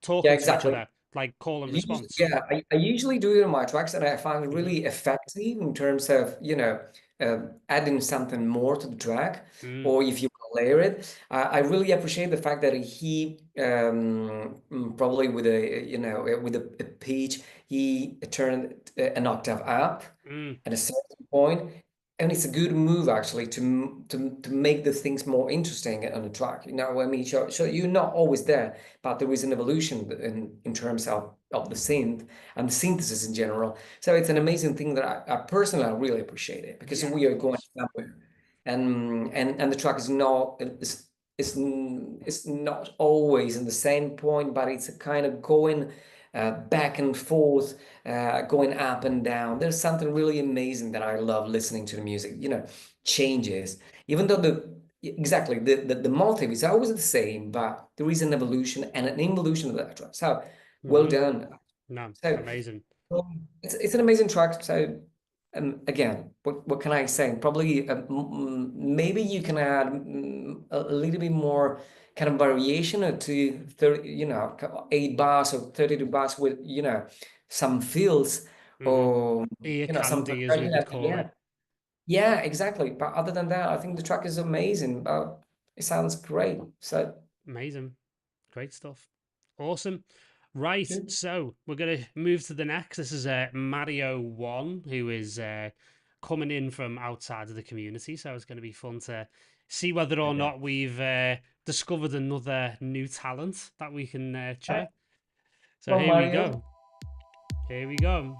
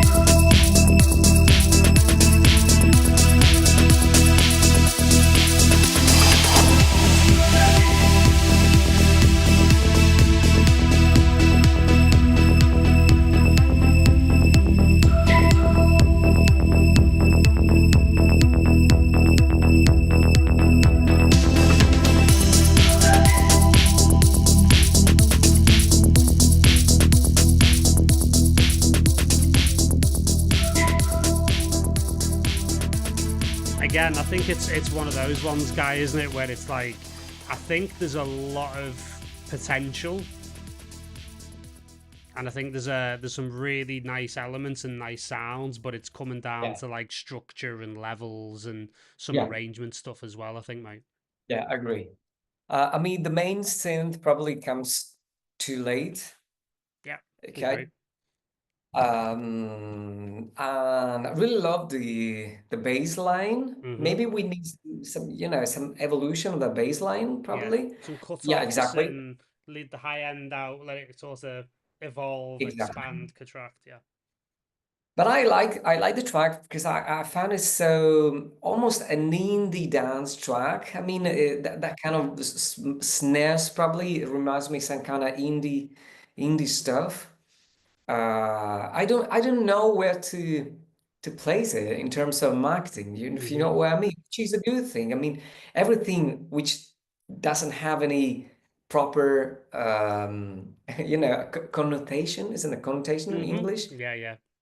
is an amazing thing because you can put anywhere in terms of marketing, which is a good thing in my opinion. I mean, he always blur the boundaries between one genre and another one. I mean, there is elements from different worlds again on this track. I mean, there is a kind of elements from indie, elements from trance, elements from techno. I like the track. I think you should. This guy Mario, ciao Mario, which is Mario One Music. I think the track is amazing. It sounds great. The other thing he could do is probably shorten the intro because it's too long in my opinion, and the main the peak time of the track comes a little bit later in terms of as a from a DJ point of view, if you know what I mean. But it may work, which is a fantastic thing. So well done, mate. Um, uh, I'd love to play this track as well, probably.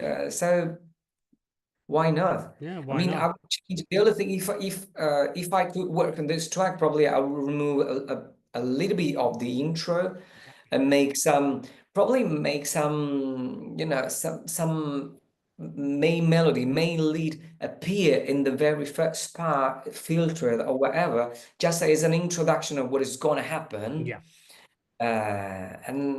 But the track is already almost there to me. Yeah, totally. I totally agree. So I'm just going to add, obviously, another layer to that. I totally agree with everything you said. Again, it's like there's an amazing 6-minute track fighting to get out of this 8-minute one. Like you could literally probably do away with the entire first minute, if I'm being completely honest with you, and you could start from that point, really. And it can get because it doesn't really get going until like sort of 2.5-3 minutes, really. And then like that main synth, like it comes in like around like where this breakdown is here, and it really needs to, like you were saying, it needs to bleed in a lot earlier. I mean, the good news is that everything's there. Like it has everything it needs. It's just about how it's leveraged. In terms of, like, as we were saying with the bass line, yeah, it's really punchy and it's rolling. Don't be afraid to do. I love doing this where once I've got the basic arrangement where I want it, excuse me, I'll do like automation passes with, like, a controller. Like I've got a APC 40 here, or just a MIDI controller with some, like, rotary controls, and I'll do like a manual pass, like example on the bass line, right the way from the beginning to the end of the track, with just me cascading the filter cutoff up and down. Yeah, me too. And I find it so funny actually, because I'm doing something manually, if you know what I mean, and the result is always different. Yeah. You're doing something less, less mechanic, but more, there is a human feeling which works even better in doing things like those. If you know what I mean, there is something which is not exactly predictable. It's human, and it's a human touch that brings some magic to your tracks. So try to do this, and it works very well for me. Yeah. Every single time that I do. 100%. Yeah. And then the good thing is that you can start to bring in that main synth in earlier, and then do something similar. And then all of a sudden you've got, as one rises, the other one falls, one comes up to replace it. Again, it's another version of, like, you know, Yeah, the call and response that we were talking about before. So Mario's just said in the comments here, radio version. It's not a radio version. Like a it's radio not a radio version version, would be but like 2.5 minutes, you know, for Spotify unfortunately, and stuff like things that. changed. Yeah. Yeah, and unfortunately, yeah, 2.5. It was a radio version. Yeah. On nowadays music, okay, well, let's talk about this because we have to face this processing of, there is an evolution of music, okay. If you want to play something about 11 minutes tracks, probably it won't work as it used to. Well, that's the point. Probably bring your ideas again with 1 minute, 1.5 minute intro and 1.5 minute outro, and bring in your idea and for idea and what you really want to say with Yeah. that track, 2 or 3 minutes, and that's it. Yeah. That's the way of Mhm. speaking to people, translating music into something, into the dance floor today, nowadays. absolutely. Which is a good thing, a bad thing, I don't know, but it's what works today, what it works today. Yeah. And I'm telling you, as a producer, I was struggling myself because I was doing a remix of a track today, and it was 8 minutes long. But again, so I really need to cut some parts which people, unfortunately, will get bored in 2 bars more. And I have to face this issue if I want to bring some competitive music. Yeah. Absolutely. Absolutely. That's training point. That's what I think. Yeah, you can accept it, but unfortunately, that's what it goes today, what it works today, and that's the point. I mean, you have to face this, or we all have to face this. Yeah, we all have to. And the thing that's really interesting for me, I think, when we talk about arrangements, I think when I see an arrangement like this, one of the big recommendations that I make, which actually is something we all do, and I'm going to sort of destigmatize this. And a lot of people say, oh, you can't do that's cheating, that kind of thing. Yeah, you want to know the big names that I've worked with in studios that all use reference tracks all the time.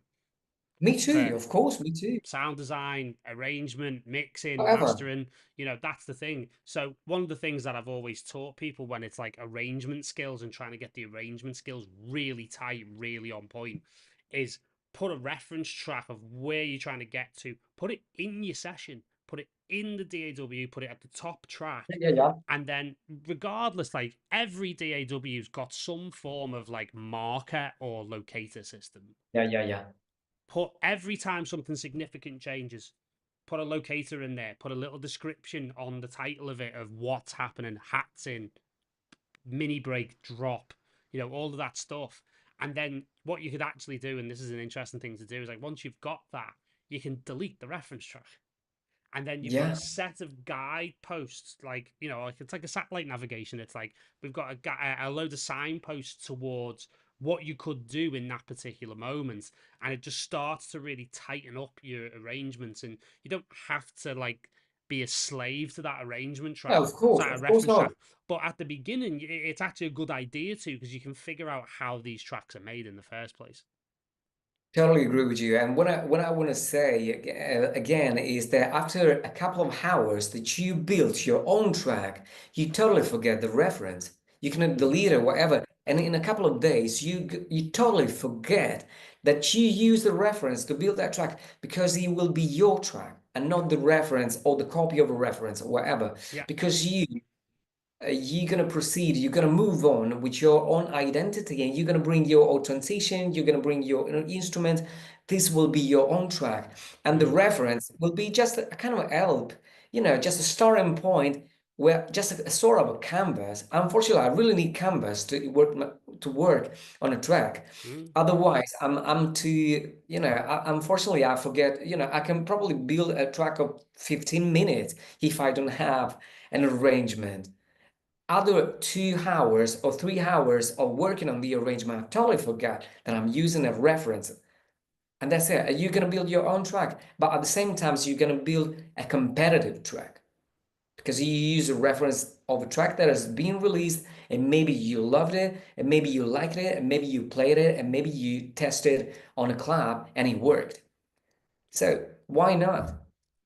Exactly. That's an incredible, a very good advice from Paul. Just follow a reference as an arrangement, follow what it happens, when the hats comes in, when the drop is, when the break is, whatever you want, and try to, it's an amazing helping hand, and it works. Yeah, 100%. Everything's Yeah. here to help you. Everything's here to teach you. Exactly. It's Exactly. like another concept I always talk about is, we were talking before we went on air about synth presets and how sometimes you can have too many of them. But one of the ways in which they're really helpful is that if you want to learn sound design skills, if you think about what a synth preset is, it's a collection of knobs and faders and buttons that are in a certain position. Yeah. That's all it is. The secret to that sound is already there. It's looking at you, Yeah. And like I always used to love like reverse engineering synth presets by Me like, too. okay, I'm gonna put that There's so on, many days in there. this in the Yeah. okay, that's how that's done. Okay, fine. And then it just becomes part of your vocabulary of sound design as well. So absolutely everything out there, Mario, is there to teach you, if you choose to look at it the right way. Agree. Yeah. Thank you, absolutely. Mario, No, for thank submitting you. this stuff. Because Indeed. you taught us so many different things. Yeah, so thank you. I'm learning from Mario as well. So I'm not saying anything. That's another point of view on building tracks. Maybe you will work. Maybe it's a futuristic way of making music. So I'm not complaining at all. I mean, that's another point of view, which is really enriching me, empowering my way of 100%. thinking and seeing music. 100%. So I thank you for that. No, fantastic. Okay, we've got 2 to go. How's your energy level, Guy? Really enjoying it, mate. Amazing. What do you do? Other 10? Don't. We've got people in the comments saying, "Can you listen to my track?" We'll be here till tomorrow, Argentina time. Never mind Italian time. Okay. So this one's called Neon Night. I'm going to be honest with you. I didn't quite catch the name of the person because they didn't put the name in the track. By the way, I'm going to give you the first point of feedback right now. If you did that to a record label, you're not getting signed. Okay. Yeah. So basically, whoever this is, make yourself known in the comments. Please put your artist name on the tracks, and please, hopefully, you're not sending stuff like this to record labels, because that might be why you're not getting any joy. Anyway, yeah. Right, here we go, and here's Neon Nights.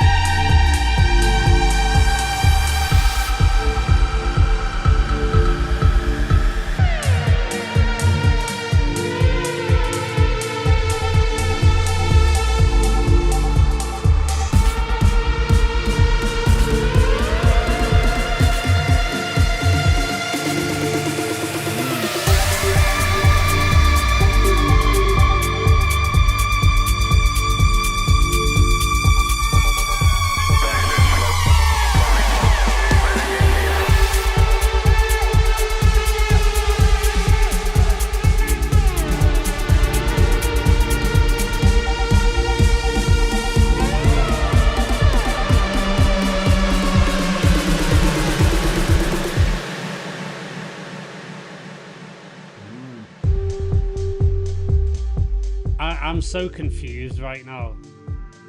Mauro, we gotta say that you are crazy. Yes. Crazy. In the That's best amazing. possible way. In the best possible way. Yeah, of course, of course. Yeah. I'm Crazy. confused because I feel like I've heard about 15 different genres in one record. Let's call it schizophrenic. Can we call it schizophrenic I or think whatever you? so. Yeah, I think so. Yeah, but like in a good way, you know? Of We can course, of course. Always in a good way. Yeah, Of course. we can call it schizophrenic, but I think the voices in my head disagree. Mauro, you got our attention. I mean, wow, you Yeah, took me pretty much everywhere. yeah, I yeah, didn't know where to totally. expect. I mean, if this is the first chapter of your music, I cannot wait to listen to the second chapter Oh yeah, because this is gonna absolutely. be crazy.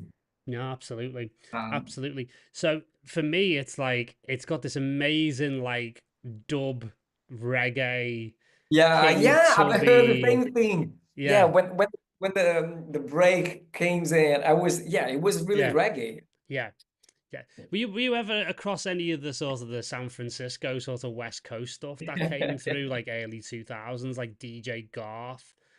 That kind Yeah, of thing. Like it reminded me of that actually. Like there was this real yeah. heavy, like after the just slightly after the likes of Hippie and Halo and like H Foundation and that whole Yeah, sound yeah. came like the real dub reggae influence. It kind of reminded me of something like that. And then Yeah, like me the too. fills sounded like something from like an EDM record. And Yeah. then like it was just I don't know where I am at the moment. Do you know what I mean? Yeah. So in a I way, I'm gonna be honest. Like it's so strange in a good way that it's actually quite difficult to give feedback on because it's I just agree with so I gotta agree singular. with Paul, because I just don't know where to I just don't know what to say. I mean, there are so many elements from so many different genre, so many different words that Mm, that you don't know where to go. Actually, I wouldn't know where to go in a mm, good way. Again, it's a positive thing because you really create something totally new that yeah. it was totally unexpected. Mm. No, So absolutely, it's a absolutely. really wow track. I mean, Yeah. if in terms of wow, you really surprised me. Oh So I yeah. don't know what Yeah. to say. Yeah, exactly, exactly. I mean, I think, if you, the problem is the feedback I would give would potentially sort of like slightly neuter and like homogenize what he's Yeah. done, which is also the point why we're so surprised and so blown away by it is because it does something so completely out of left field. I mean, I could tell him to like, oh yeah, those EDM fills, you could make them a bit more sort of dub reggae, and then I'm just Yeah. showing Mauro how to make I don't know, a dub techno track that's got a bit of a Yeah. reggae influence, and it's like, well, we've heard that before. This is like, again, it's completely singular and it's completely I think you different. should interview Mauro. Yeah, exactly. Maybe we should get him on for Doesn't the it? next feedback session. Exactly. Just to know where is it going? I mean, Yeah, Mauro Montanari, your name sounds so Italian, so contact I me think he just private is. because Yeah. I'm really curious to know you personally, just to know, yeah, to get some ideas on making music. No, You're absolutely. incredible. It's an Yeah. ocean of the ideas. So well done, Mauro, for It you. really is. Yeah, it's a beautiful way Crazy, of putting it. crazy It's a guy. beautiful way of putting it. And Yeah, again, like, there's like a few little mixed things that I would say, like that sort of like main almost like theremin type sound is maybe a little bit loud through the track, and that just needs a yeah, little bit of work. But other than just like, just giving it like a polish, it's like it defies like yeah. it's someone's just put it Kevin there Bongworth in the comments just put it needs a second listen to really understand it. That was wild. It was like a 70s visit to the next dimension while on LSD. It really was. It was like, yeah, yeah. It was like, like you used to get those interludes in like episodes of like Star Trek or something like that, where it all just goes really trippy and stuff like that. It was something. It was like that. It was great. It was fantastic. Wow. Yeah, Neon Nights is actually a really good name for that track, by the way. So I Yeah, take back what I absolutely. said about the intro of the track. No, so yeah, I know there's not a lot of feedback in there, Mauro, but one thing you can say, the feedback is we're blown away. We're extremely impressed. And Yeah. really, the only thing we've got for you is encouragement to keep exploring, buddy. Because honestly, like, if this is the beginning, I can't wait to hear it like 6 months, a year, a Yeah, couple of years in. exactly. And again, if you want to, from a very, you know, from a very, yeah, from my perspective, okay, from my point of view, if you want to release a track like this, I think you should decide which genre you wanted to go on with. Yeah. You know, when being kind of more coherent with one style.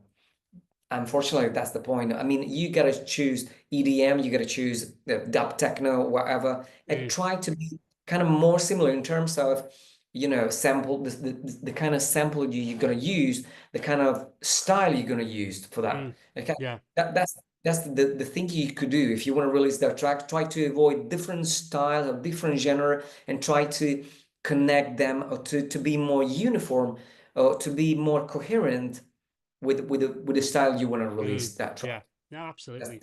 Yeah. That's where my feedback would go in terms of like, you know, yeah, really exactly. leaning into the dub reggae, dub techno-ness of it all, you Yeah, know. exactly. Like there's parts of it that really remind me. Have you ever heard of Deep Chord, Rothamel? Yeah. I'm a huge fan of that guy.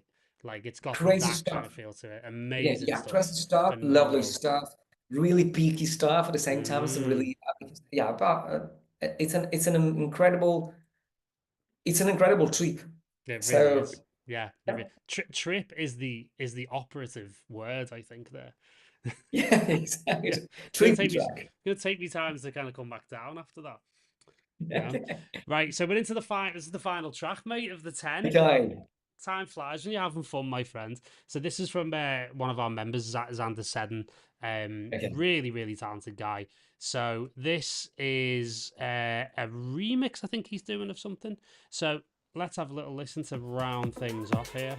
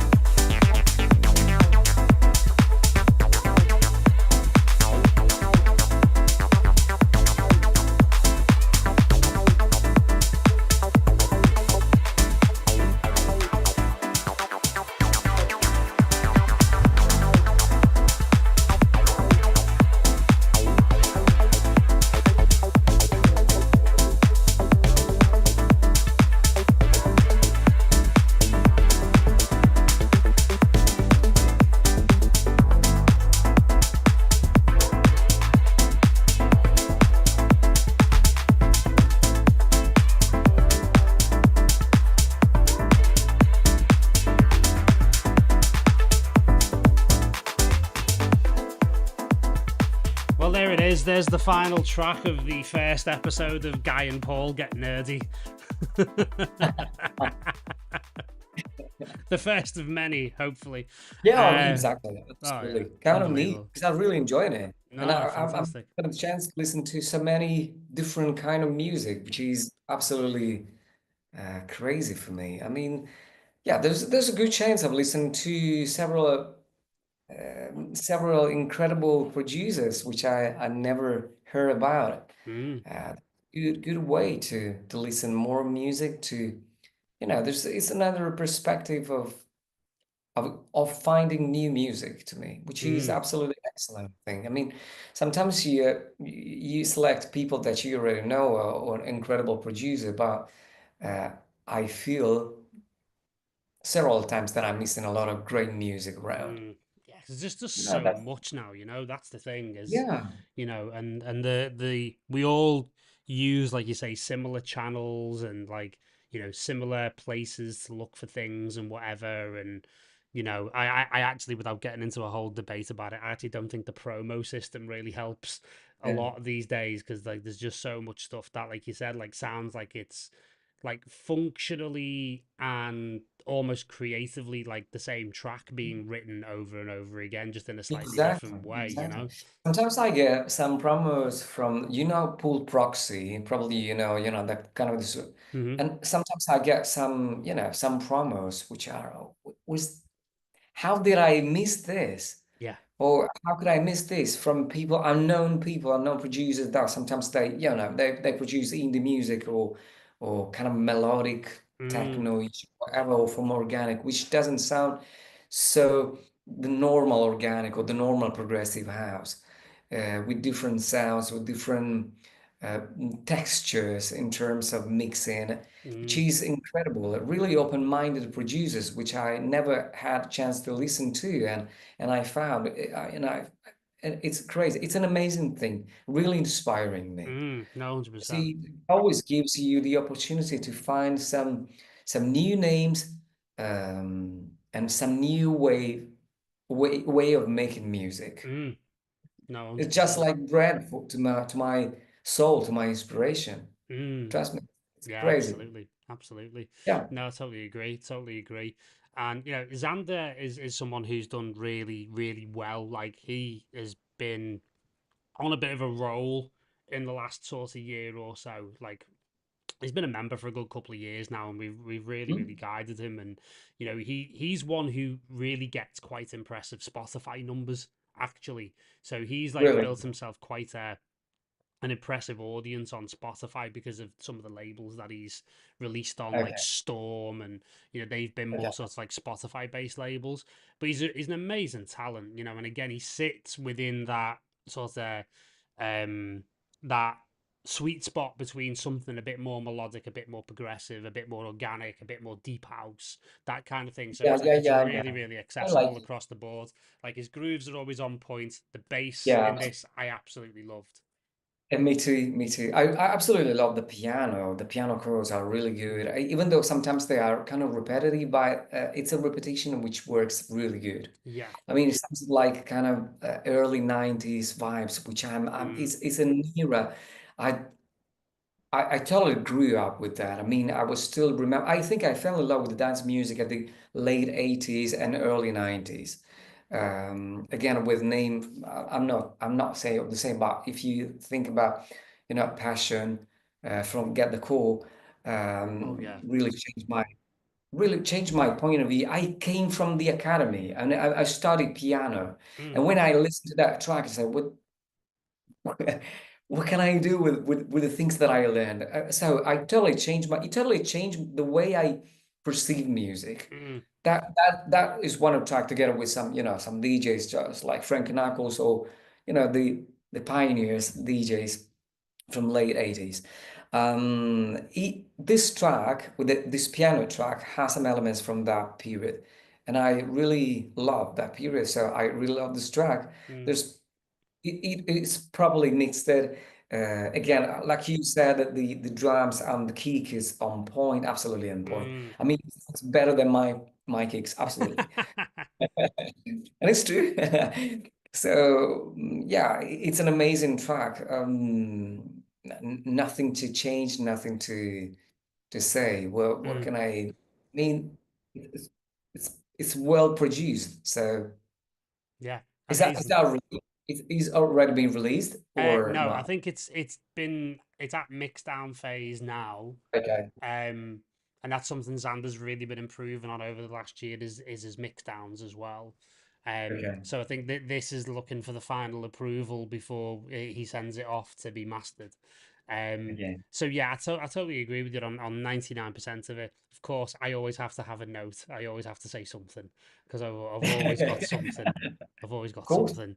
So for me, it's one small thing, right? And it's when the acid comes in the Yeah. final third.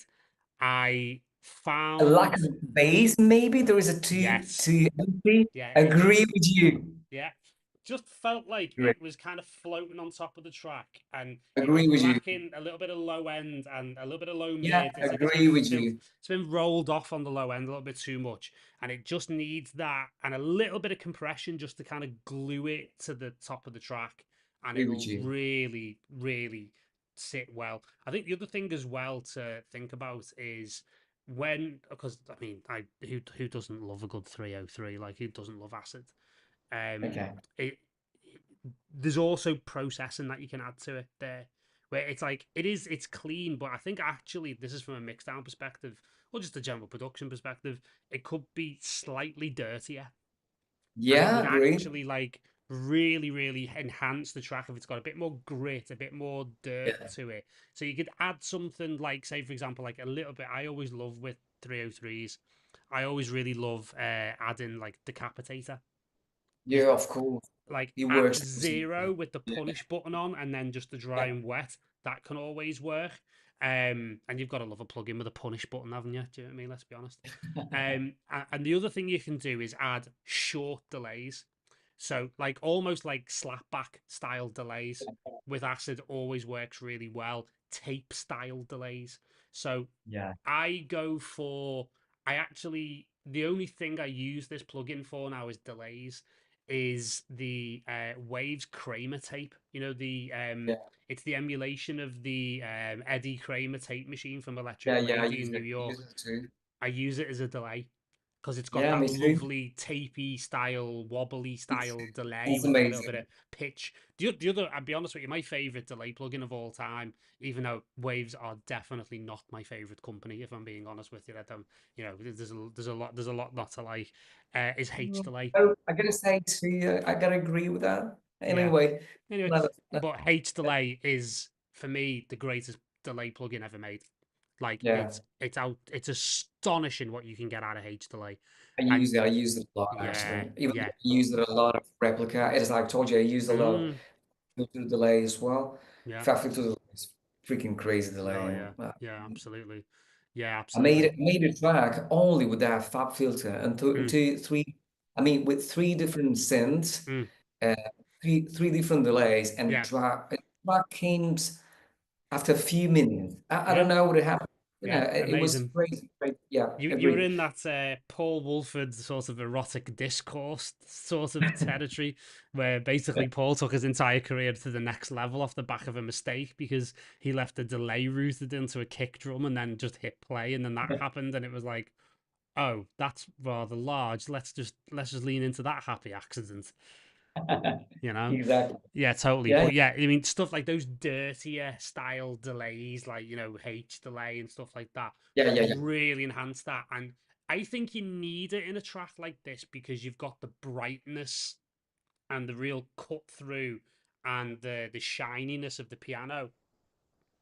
And then you've got something really low end in the bass, which is, you Mhm. know, quite dirty and quite, you know, modulated and quite filthy. You need something in the middle to bind that together. And the acid will really do that if you roll back some of the and bring some of the low end back in and then process it in the way that we're talking about. It's really going to enhance the entirety of the whole thing. Yeah, agree. Absolutely. Yeah. Yeah. Phenomenal.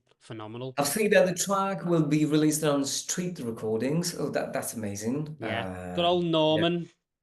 Yeah, exactly. Well, love such a lovely guy as well. What I'm an gonna amazing. release. Yeah. Are you released on Strip this year, are you? Yeah, I'm gonna release a track. Actually, this is a remix for Aubrey Fry. Ah, Yeah. good old Aubrey. Yeah. Yeah, yeah, yeah. I made a remix for this summer.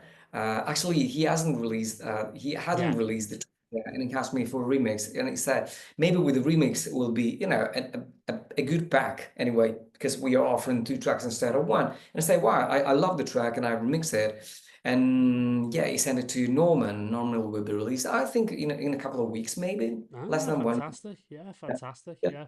Yeah. Totally forgot about that remix actually because I made it probably around July.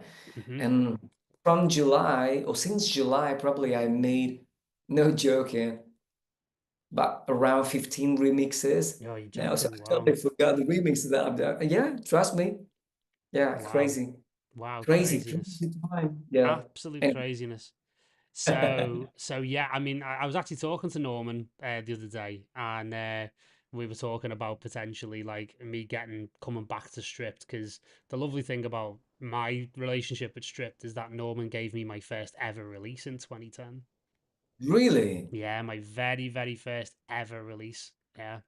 So he really believed in me from minute one. So be nice to kind of like come home and like, come full circle as things are getting really interesting for me this year, as we were talking about before we went on the air. So yeah, Such a lovely guy. yeah, what a lovely guy. I mean, Polite guy, such a sweetheart. So I know. really is, really is. So yeah. So mission completed, my friend. Well done. Oh, amazing. Can we do it again? Can we get, no, no, 100%, dude. 100%. We'll get you back later. just, We'll get you back just later kind in the of me year. because I really loved it. Really loved it. Thank you guys for being here and offering your music. Yeah, Amazing. absolutely. And thanks for offering your time and your insight and your encouragement and support. Like it's been, obviously we met off the back of the whole like Patrice situation, and we met briefly at ADE, and we had some lovely conversations since. So I just honestly, like, every time me and you have interacted together, it's just been an absolute joy. It's been a pleasure. It's been a pleasure getting to Absolutely. know you. It's been a pleasure like working with you on this. And yeah, dude, you're welcome back anytime. We'll get you back on a little bit later in the year if you want to do another one. And yeah, there's gonna be plenty of things for us to work on. So Yeah, well, from my side, I gotta say that every single time that I have the opportunity to talk to Paul, it's always, you always have the impression that you know Paul since many years. hmm Uh, that's an incredible thing. I mean, I don't know if you're still connected in some way from music or whatever, hmm but really, really enjoy it. no, Really absolutely, yeah. enjoy being with Paul. It's an immense pleasure. It's an honor being here with you and together with the guys as well. But yeah, Paul is another thing, and it's something else.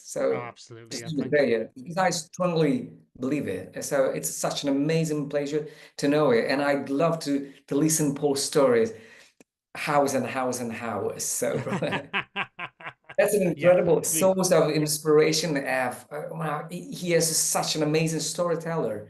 So, well, so yeah, yeah, yeah. Imagine me after a couple of beers. Like, it's even yeah. worse. We gotta do this.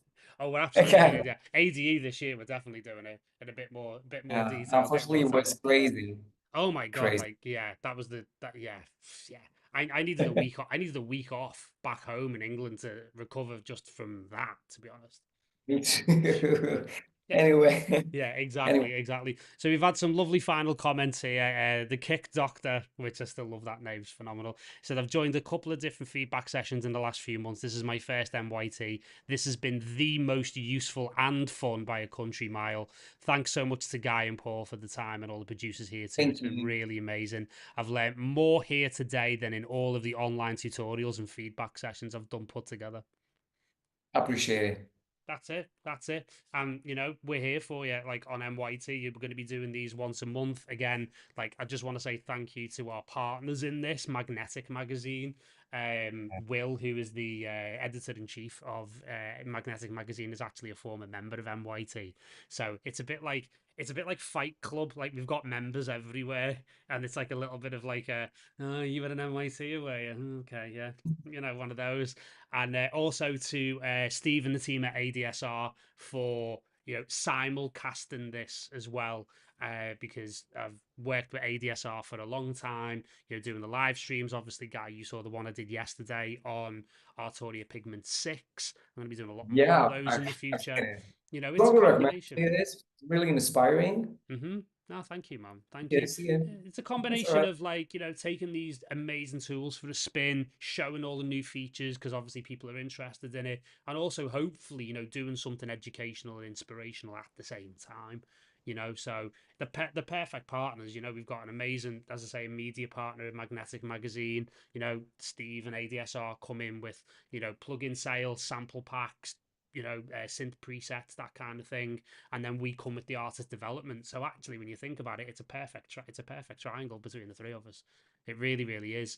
So yeah, I want to say a massive thank you to that. And honestly, as Raphael said, hey, listen, we love you, Guy. Thank you very much. It's been a pleasure. Thank you. Yeah, exactly. Thanks very much. So yeah, we will be back next month. Keep it tuned on the social medias of ADSR, of Magnetic Magazine, MYT, my own Instagram, which is at Paul James Nolan, for announcements of who next month's guest is going to be. The way things are going, it might be Guy again. I'll be there chatting and see. Yeah, exactly. Sure. Guy will be putting a track in for feedback next month. Sure. Exactly. Of course, I will be there. Consider it done, buddy. Oh, amazing. Thank you very much. So that's going to do it. Final thing is that we're just on the back end on MYT on our January sale for memberships as well. So if you want more of this, we've got 20 plus courses on the platform, a really incredible Discord server full of people just like who are in the chat today. And we are half price until the 1st of February for when the first time ever in MYT history we're putting the price up. So that price, that is quoted on the website, which is www.transition.studio.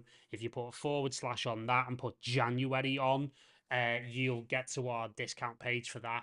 And again, it's going to be 50% off until the weekend. So for 6 and 12-month membership, so you can get internal feedback sessions just like this one, access to the ability to release on our record label, which is going from strength to strength, and a whole lot more. So if you want more of this, you know where to come, transition.studio. And yeah, we're here to help, and it's an absolute pleasure. So thank you very much, guys. We're going to call it there. Take it easy, and I'll see you soon.